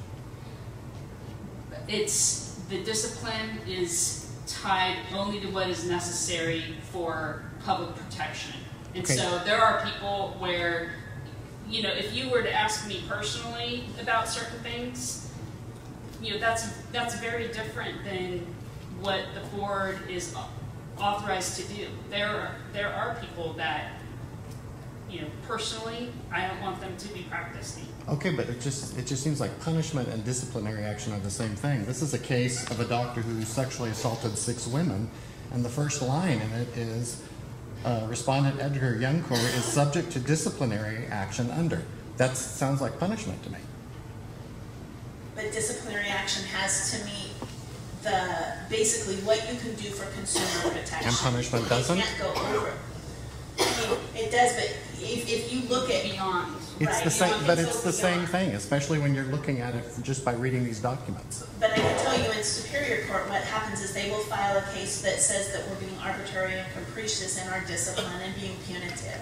And the judges will go back and look at that and say, you didn't have grounds to impose the 5 years probation or the whatever it was, this term and condition, you made this individual take an ethics course, for example, but there was no reason, there was no basis for you doing that. So when you come across these problems that are not leading to patient safety from the entire public's point of view, are you jotting them down and taking them to the legislature and asking them to fix it so that you can? I'm not sure what change you would look for in this particular case. I don't know, That without- would be it's- punitive, I mean. Every that- time I ask a question about the law, Carrie tells me I'm wrong, so I don't know. But I think That's not true, and that's not helpful. So, it is yeah, we strange. take many ideas to the legislature,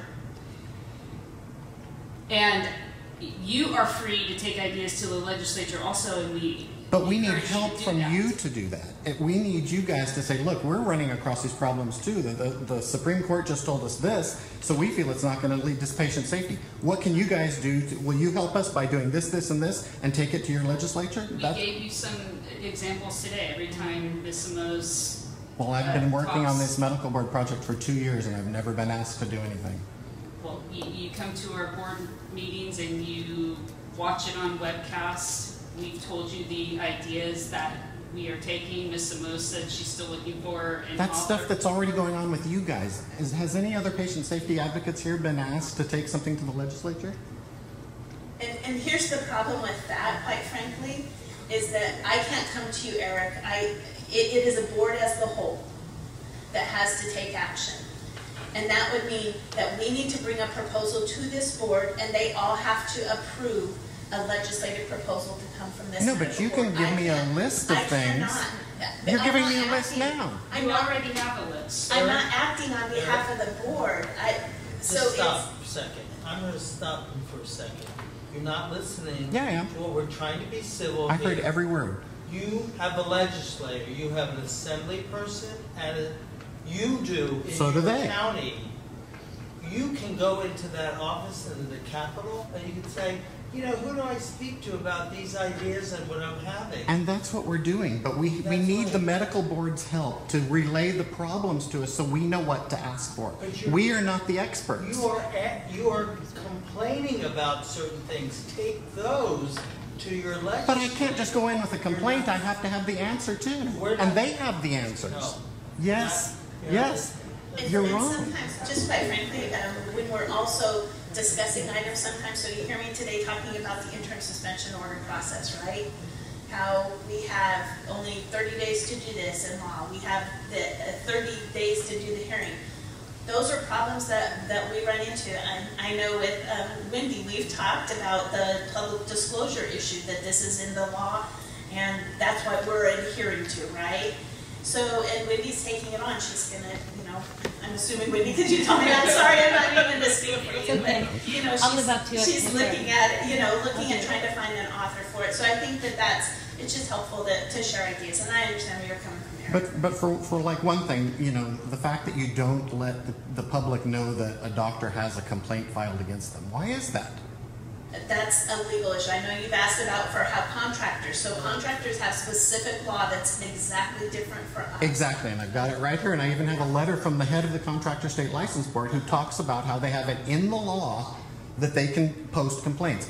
How ludicrous is it that the public is warned about a kitchen contractor having a complaint filed against them, but not a doctor who holds our health and our lives in their hands?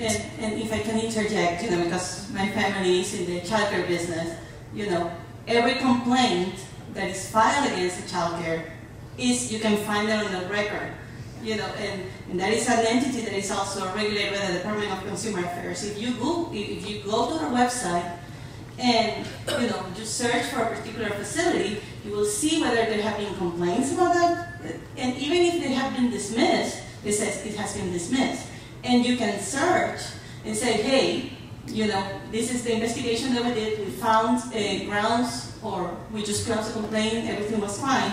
So that is why, and that is another topic that I was hoping, you know, somebody else was going to take. You know, you said, I'm gonna stop you right there, only because we have some people who are on the phone, and a few of you who have spoken several times, and we do have a time constraint. And this isn't going to be the first and the last, but I do want to make sure that all the voices at least get a chance to be expressed today. So we're going to go to the phone. You've expressed yourself a lot today, and we're going to come to you, but we're going to go to the people that are on the phone. Please put the phone callers through. Thank you. Thank you. Janelle Hopper, your line is open. Baby, oh, that's exciting. Oh, that gives me butterflies. I have a background in physics. I have a background in public relations. So today I Carlos at quorum, and he was very helpful in helping me. I couldn't make the meeting in person. I got told that everybody had. But thank you to Carlos for helping me get them today. And thank you for working out your audio things, like very successful meeting. Thank you very much for allowing me to be here. The California Medical Board has had in the past, and I had a medical diagnosis, and they actually took me to prep, and the board me like the law, yep. Can you let them know that she's cutting in and out? Hi, your audio is cutting in and out. That's why I wish it. Okay. Okay. I'm gonna damn it. I'm gonna put phone. The reason I'm cutting in and out is because like things around on the white. I feel like you weren't really listening. Okay, thank you. Now, I have speaker. Okay, thank you. Please try to call in from a location that won't give you any feedback. Hey, I have taken the speak. I have no other way to call back. Okay, thank you. Can you hear me now? What's going on? Or to go ahead and speak. Can you go ahead and speak to us? We're trying to work through your audio quality. Okay. I have more things. There is I hear something and then I'm okay. Can we try another caller? We're going to have to move to another caller, and we'll try to work with your audio issues.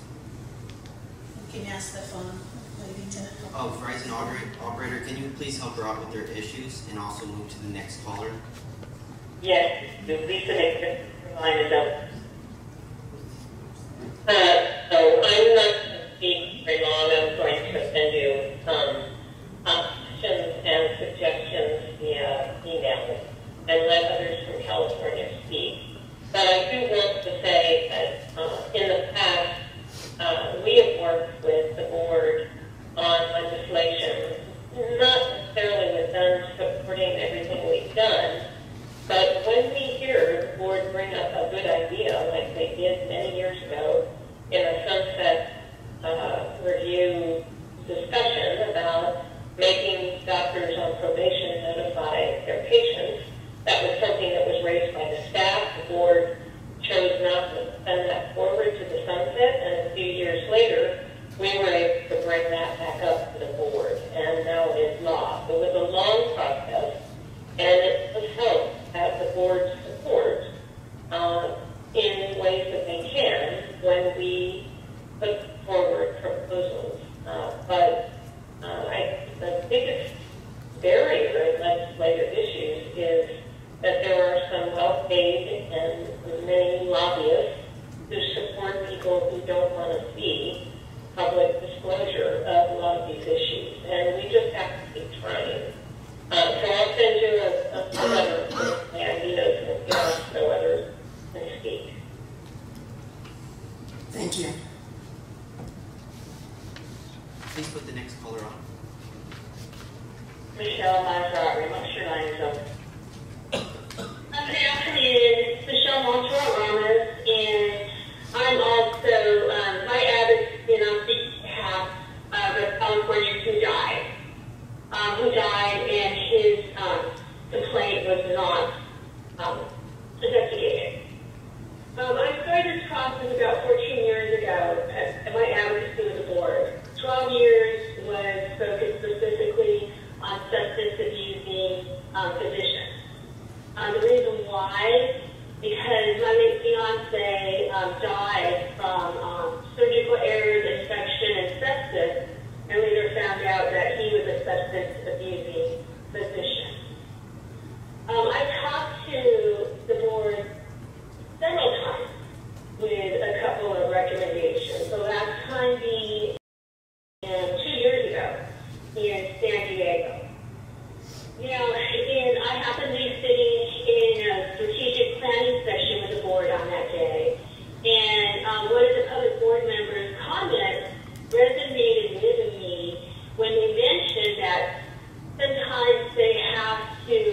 turn a case away when they don't have information that they need.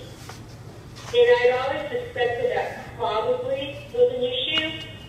And like Lisa mentioned before, years ago, we met with the board and board staff regarding more information regarding consumer complaints, etc. But some things I had asked for several times now, I'm going to bring it up again right now, is an actual video and brochure where you would provide the information that you already provided board meetings in terms of the training that you provide to your medical consultants and medical experts. There's specific points that you provide to those of us who go to your board meetings, and this is really valuable information that consumers do not receive.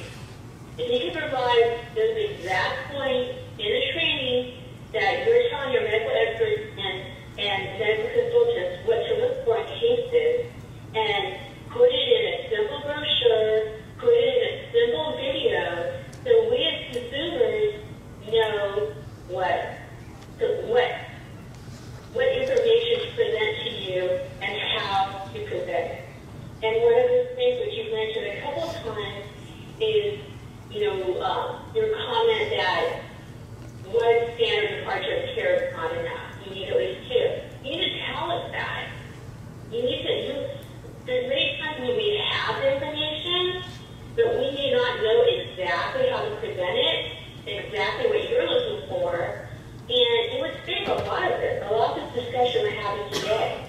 It would save a lot of the work for you as well, and it would certainly cut down on the timeline that we keep discussing. Another suggestion I made several times is to incorporate another element in the enforcement process for consumers. Right now, we go to the board website and, there's a complaint form, we fill it out, we do everything that we can, we submit it, and it's gone. And like Kim was asking earlier, we get a form letter. But that's it. That's the end of the process. Now, I know I've heard it before where it's a board's case or it's the state's case, etc. But if you would incorporate another step or two in the process for consumers, you would get really far in terms of getting the information you need and also making consumers believe that their voice was actually heard and that their complaint was actually really received. There's quite a process you've talked about where you go to the doctor, a doctor submits their information. Well, give us a piece in that process where we're able to, if we have information, we're able to not necessarily counter, but respond to what the physician has to say. There may be information we have that you may need. It's going to help your investigation. At the end of the day, it's going to make consumers feel that they've actually had some type of part of the process, and it's not just a matter of us getting a form letter saying we received a complaint, a form letter like in my case that said that my complaint wasn't worthy of investigation, even though I had 2 autopsy reports. It just got kicked out of sexual complaint unit. You won't have so many angry consumers that have just received a couple of form complaint letters.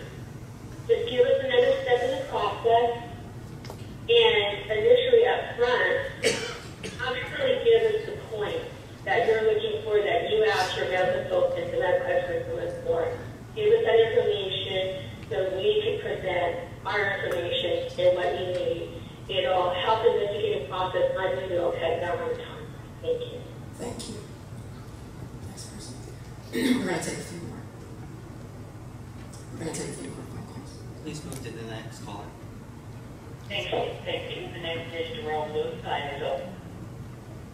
Hi, thank you for letting me speak. Thank you for letting me speak. I am a advocate and a victim of medical negligence, which was litigated and settled. I've tried to impart on the board, or the California Medical Board through the process, the importance of compliance to the reporting of malpractice claims or settlements alleging malpractice, negligence, fraud, battery, etc. I just got a letter here, a response from one of the, one of the board members or employees here, that certainly there are certain requirements that are necessary to be met in order for these settlements to be disclosed. I just want to bring to your attention some of the loopholes that we as patients who do get involved in litigation seem to face. In many of these settlements, they often sort of dangle the settlement in front of the litigants or in front of the plaintiff with the proviso that they actually dismiss the physician, especially at a teaching facility or public facility like UCLA, where my lawsuit was filed. That they were one of the plaintiffs, one of the defendants. That UCLA insisted on releasing the physician who was the chief of the spine unit at that time as part of the settlement agreement. I refused, along with another patient who also refused, who had also filed a lawsuit against the same surgeon. So both of our settlements, which total almost $10 million collectively, were made with the doctor's name as part of the settlement. He was on the settlement agreement. And yet, there was no disclosure requirement, apparently, for him to disclose this to the California Medical Board. We found out in the course of litigation that he had 10 other, collectively at least 10 lawsuits that we know of over the course of his employment at UCLA. And I notified, the California Medical Board initiated their own investigation once our lawsuits were made public in the newspaper. That investigation, however, turned out to be fruitless because the word was, and I'm sure everybody's heard this as I've been listening, they couldn't prove intent. And which is a sort of another matter. The main issue I wanted to address right now is why these loopholes exist when surgeons or doctors are named in lawsuits, and there are settlements, significant settlements, over 7-figure settlements within a 3 to 5 year period, multiple multi-million-dollar settlements, and yet there's no disclosure requirements. There's no, I just don't understand why the board doesn't actually investigate these cases. In my own case, the publicly available documents in discovery shows the doctor admits, incontrovertibly admits to research misconduct, non-disclosure, contraindicated experimental device uses. They settled. You paid millions of dollars to patients and did nothing wrong. The public is not being served when these settlements aren't made available to other consumers, that they know these doctors have made these types of settlements to settle, serious allegations that are brought about them. And I keep hearing over and over again how the board is here to protect consumers. And I do understand that there's due process, and I understand that doctors also need provisions to also protect any type of prejudicial judgment or assumptions. However, when settlements are made, and they are made by a public institution on behalf or for the surgeon or by the surgeon himself, I don't understand why those aren't made public and why there's this criteria of having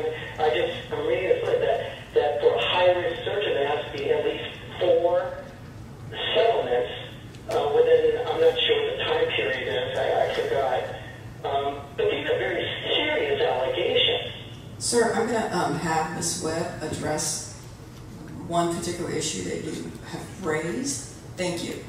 Sure, thank you. So, I suspect that if there was a move to try to get all settlements posted on the website, there would be great opposition to it, not only from physicians, but also from consumer attorneys.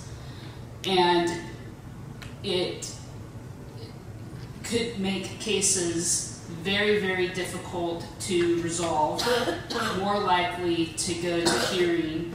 And medical malpractice cases tried in front of a jury are difficult and expensive.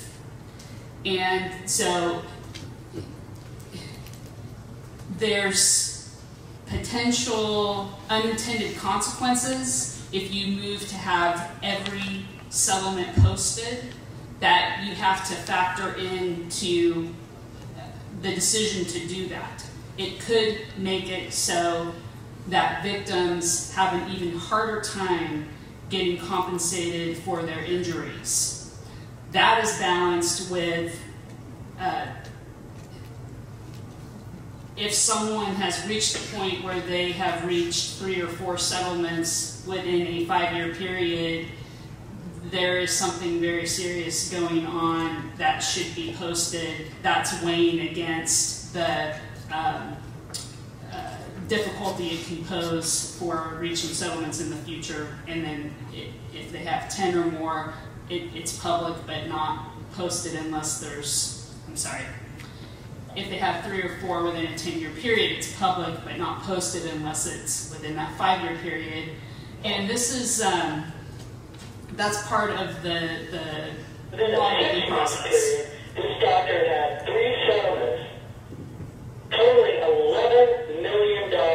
It's not the level. It's anything above.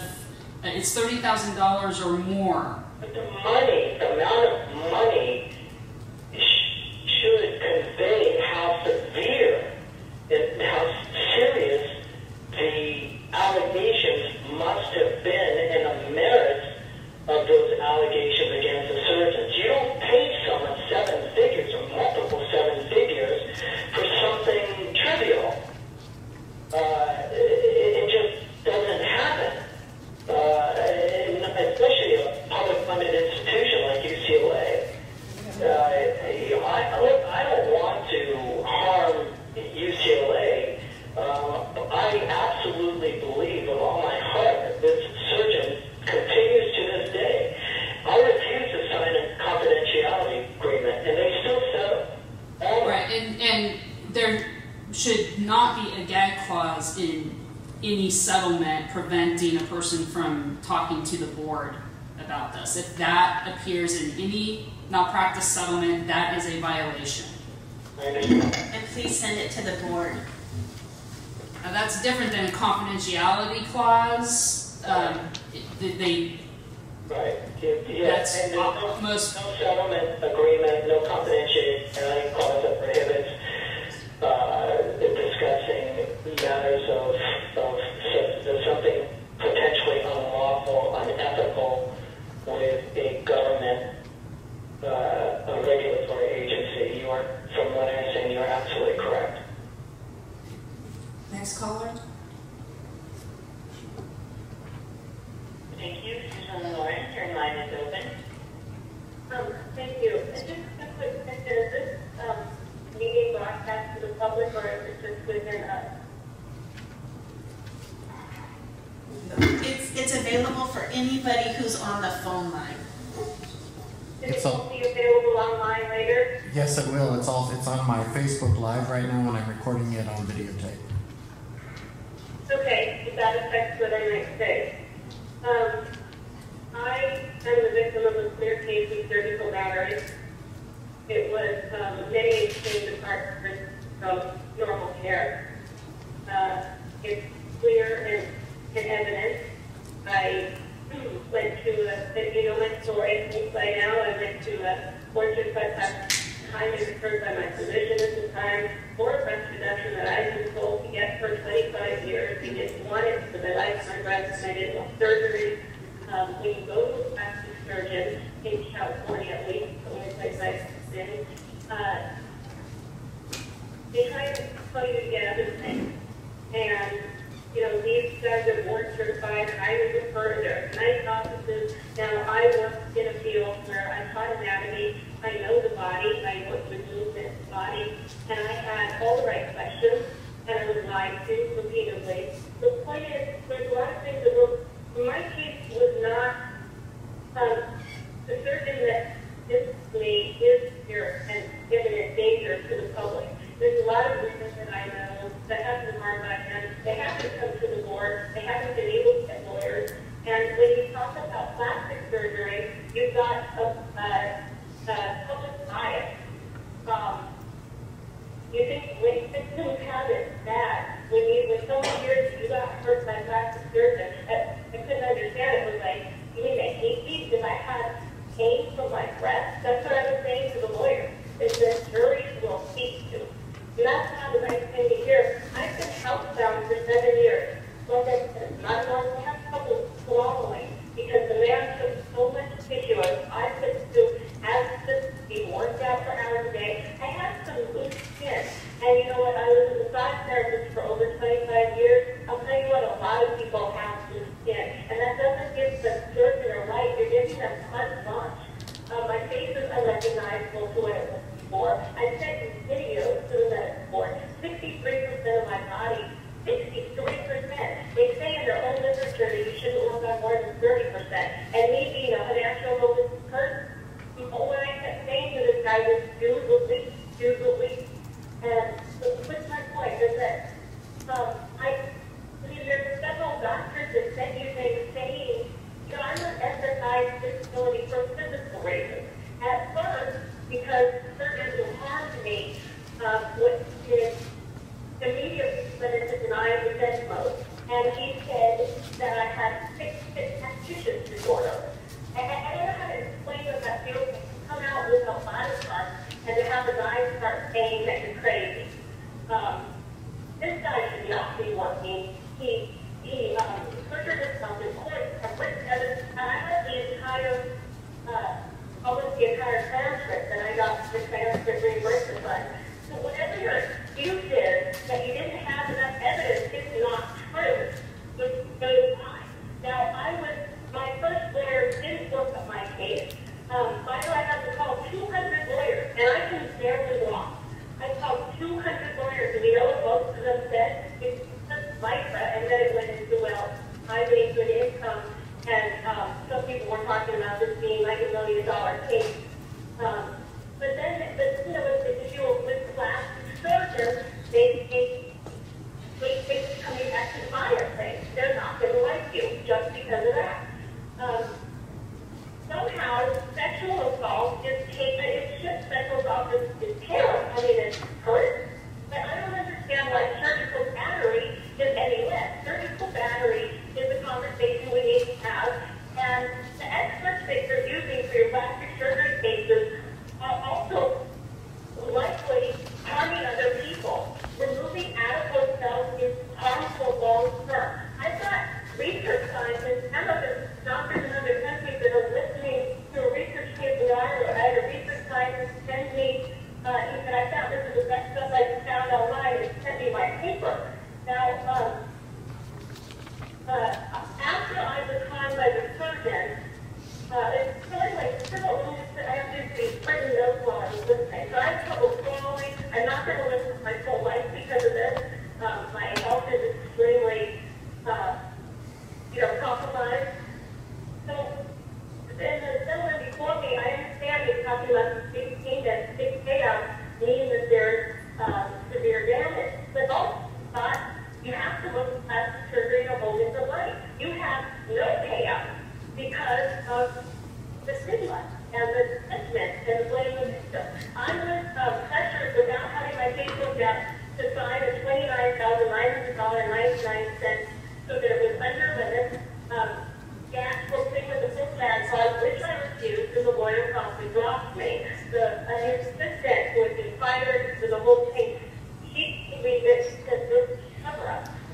Miss Lauren. Yes, sir. Miss Lauren? I want to say just a few more things. When I went to like a plastic surgeon with the lawyers wanted to take my case, who was, you know, that plastic surgeon said, was this lady violated? Absolutely. Would I rip that guy in private court? Yes, I would. And then you know what he said? He said, but she was a 50-year-old woman, and no one will care because she wasn't a 22-year-old model. There is sexism going on. I started Life Coalition, and I've talked to hundreds of women. We study each other's bodies. We study each other's medical records. I know so many of the plastic surgeons who have spent money. One of them works for your board, and he's reviewed cases for you for decades. Now, he came as a witness to my trial. I knew already, but heard from lots of women how much he destroyed their bodies and what a very success he was. I had to go and stand there naked while he pulled on my naked body, and then he aborted me. I just don't want to do this, and I found it in the meeting when he makes millions of dollars. This other surgeons and lawyers have said he don't belong for the insurance companies. Those are their wants, and that is your case. But that's what. Miss Lauren, I'm gonna have to cut you off at this point. If you have a recommendation or a suggestion for us, one minute to give that to us. Thank you. One minute. Thank you. I have three legislative proposals, and I'd like to get support for them. One is for patient approved records, because my records are total fabrication. I went in bringing white, stuck out parts of my body, and give up she's pleased with her new breast. This is my breast. We need patient approved records. We need to be part of the process of doctors where they lie. And good want to be sure that they're being accurate. The second thing is things like Section Code 1356.6. The reason is the board anesthesiologist said it doesn't prevent patient death. When you hear the anesthesiologist say that it doesn't prevent patient death, the answer is to change the code. They say that the code is based on amount removed and that is not safe. First of all, you have those 65 no weeks used to have me who was 5'2" and ran a great for 1.5 a day, have no little skin. You don't say, oh, we can take fingers for your money. I had no idea you would do that to me. I said, no, it's to me. What are you going to do to me? You lied. So we need to change that code, and they need to prove that they're helpful to a person. That's what the doctor is supposed to do, not take a healthy person and staple them. And the third thing is truth and advertising for liposuction. And I also propose to ban liposuction by something else. What we've got is a class of doctors who are just selling things that are dangerous, that kill people, that leave them. I am in a living hell, as I've told you over and over, but I have this proposal, and I've got some senator's offices looking at this, and it may be next year, but it would be awesome to get the board to sign it, but I don't think that you will, because there's so much money that doctors make off of claiming God and what they're doing, and I just want a guy to play God. I just not being paid with my breath. Thank you. Thank you, Miss Lauren. We appreciate it. I'm going to come back to the room for the sake of time, which is 10 minutes. Bridget, you had your hand. Dr. Reed, people who you haven't spoken, I know, and you, and that's gonna wrap up the time. I have 100 hours worth of work here that I'm not going to be able to tell you guys, and it cost me a lot of money to come up here. Okay, I'll make it brief, but first of all, I just want to thank everyone, because obviously we all have a lot to say. I think this dialogue is really important to have, and I encourage us to do it more. I really applaud you for doing this. I know it's not easy, it's logistically challenging, but I think this is an important process. And I wanted to introduce my student, Kayla Watson, who is a law intern for us, and this really has a lot to do with the disclosure chart that you've given us. So I'm going to let Kayla make her comments. Hi everyone, can you just pull it a little close, Kayla, and then we don't don't have it quite so hot. Yes, of course.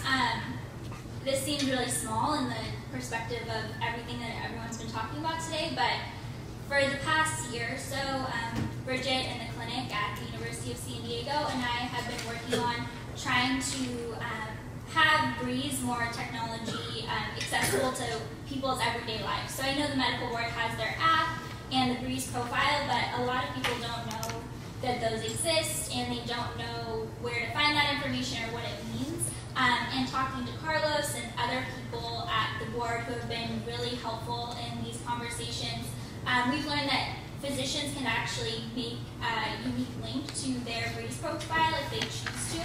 And so our goal is to have physicians who are affirmatively advertising, so who are paying to advertise on these online rating sites like ZocDoc or WebMD, actually have to include that link to their Breeze profile as well, so consumers can have a more full and complete picture of what this doctor's patient history actually looks like. So we've just seen some disconnect in these reviews where a doctor might have 4 or 5 stars, but you go to their Breeze profile and you learn that they have a substance abuse issue or something like that, as an example out of San Diego. So it's a project that we're continuing to work on, and we're grateful for the board's involvement, and if anyone has questions or information, we have more and we're happy to share. Thank you for sharing that. Dr. Reed? Yes, thank you. So first of all, today is the first day of Black History Month, so I just wanted to point that out to everyone. So I'm speaking on behalf of Black Patients Matter. So number one, a suggestion maybe for these meetings is at the beginning of the meeting, maybe consider a moment of silence. Can we open with a moment of silence out of respect for all those that have passed on? That would be something kind of, I think, would be touching for us, because a lot of our patients, African American patients, are people of faith, and that would be of benefit for Black Patients Matter. And then number two, we would really like to talk a little, to mention very briefly that in the newsletter with the medical board, it would be wonderful if you all can make a statement or a shout out for for Black health in terms of being innovative in addressing preventative care in certain patient populations. So for example, in San Francisco for about 10 years now, Black barbershop, there's something called Black Barbershop Health Outreach Programs in San Francisco, and there's several across the state of California, but this is probably the one that stands out to me the most. So for the medical board, when they have their newsletters, it would be great if you all could maybe mention some of the innovative programs within the African American community in reaching out to individuals to obtain health care who would not otherwise walk into a doctor's office or a clinic. So that'd be really great. And then number three is with Eric, for all the hard work that you do. If you want anyone to go with you to talk to the legislators or anyone else, Black Patients Matter would love to go with you and partner with you in discussing that. So thank you. Thank you. Thank you. Hey, this is... Shoot. I'm sorry. I'm sorry I missed you. Please. Well, my name is Mario Guzman, and Domila Price, my wife. In an effort to improve, which is why I'm here, we are here, I would like you to take up my case and study it, at least for the bad outcomes category, because it simply doesn't make sense. Just imagine myself, I never used to get sick. My wife would be feeling terrible with a flu or a cold, I would hug her, kiss her, I would never get sick. And then, I'm a half Ironman triathlete, I'm a marathoner, I'm a biker, I'm an engineer. And suddenly I fell sick for the first time with a textbook presentation of a bacterial infection, and I got to see the doctor. She missed my symptoms, and here's where now that it's been 6 years, and this is what I am now. I see now a little reflection is, because what I'm here is because I put my naive trust in that doctor. I followed her recommendations to the letter, even though it did not make sense. One more hour I delayed, or my wife delayed to take me to the ER, I wouldn't be here. 5 months of hospital and not pleasant experience, but I'm still here. We went to arbitration, and it really destroyed our faith in the legal system.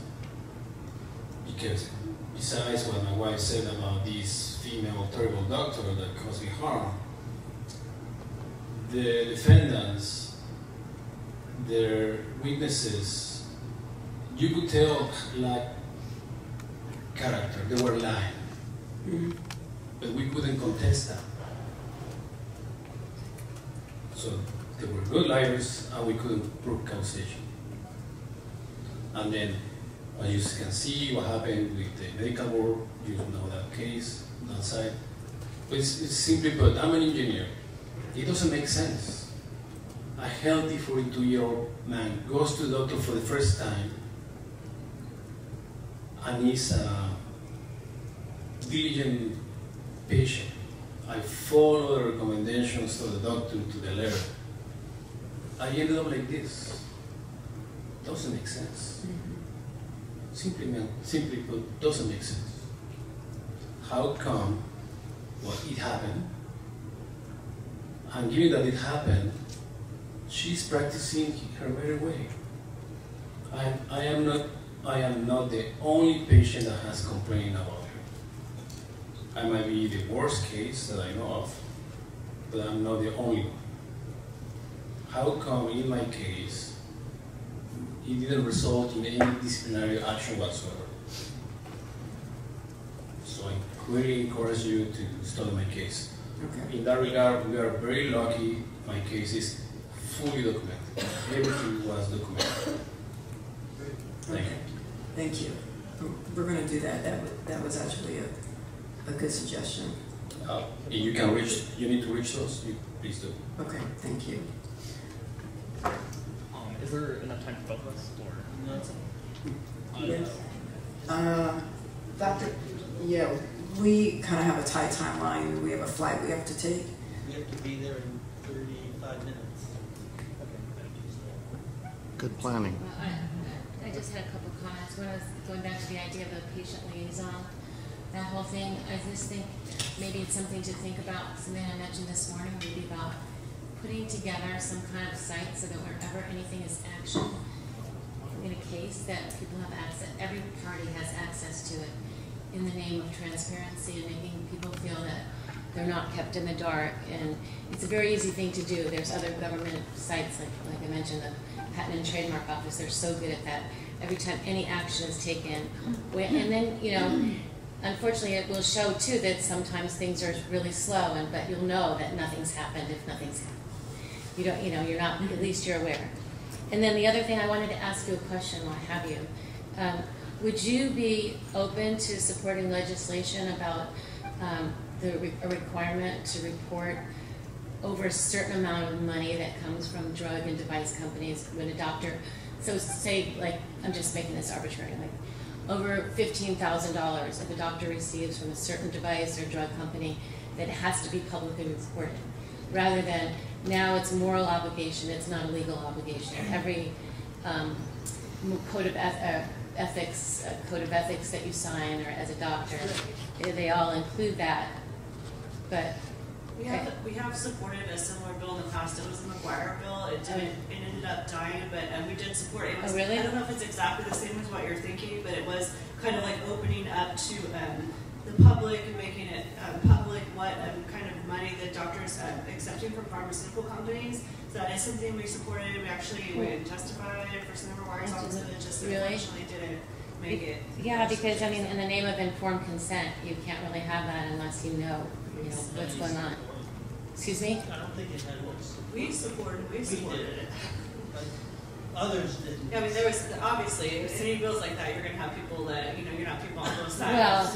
Well, maybe just it needs to be opened up again or something. I don't know, but to me that obviously would have changed my course quite a bit, and I know what was going on. Okay. I want to thank everyone who's on the phone, everyone who came here and has stayed as long, who took the effort to even come to this city, which many of us do not live in. So I want to thank you. I hear you. We hear you. We will go back. We will look at the things that we know are within sort of our jurisdiction that we can do.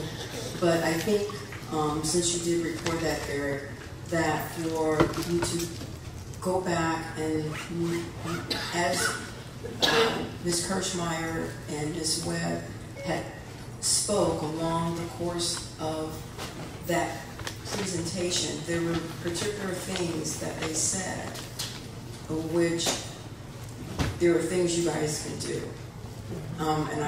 So I advise you to go back to view that and catch those, when I say nuances, they were really clear about what they said, could change some of these timelines. It's just unfortunate because I had a whole list of things that I could refute things that they said and prove that they aren't happening that way. I wasn't able to say any of that. I spent a lot of money to fly up here. I didn't get to give you any of my packets. Do you want to send us that? I can, but it should have been made public. That was the purpose of this meeting. But this meeting was intended to go only for 2 hours. That was the commitment. No one was unaware of the length of the time, and there are a number of people here in the room. It's very convenient that it was limited to 2 hours, and if you all have your airplane flights to go back. It's not about convenience. Yeah, yeah. Okay. I spent a lot of money to come here, and I didn't get to say a word about what I wanted to say. I can't afford it. I made $2,000 last year. Okay, well, we appreciate the time that you did make to come here, and everybody else. Thank you. We spent 20 minutes on sound problems. It's 3:43 now, so we accomplished. It doesn't matter. It's still our time. So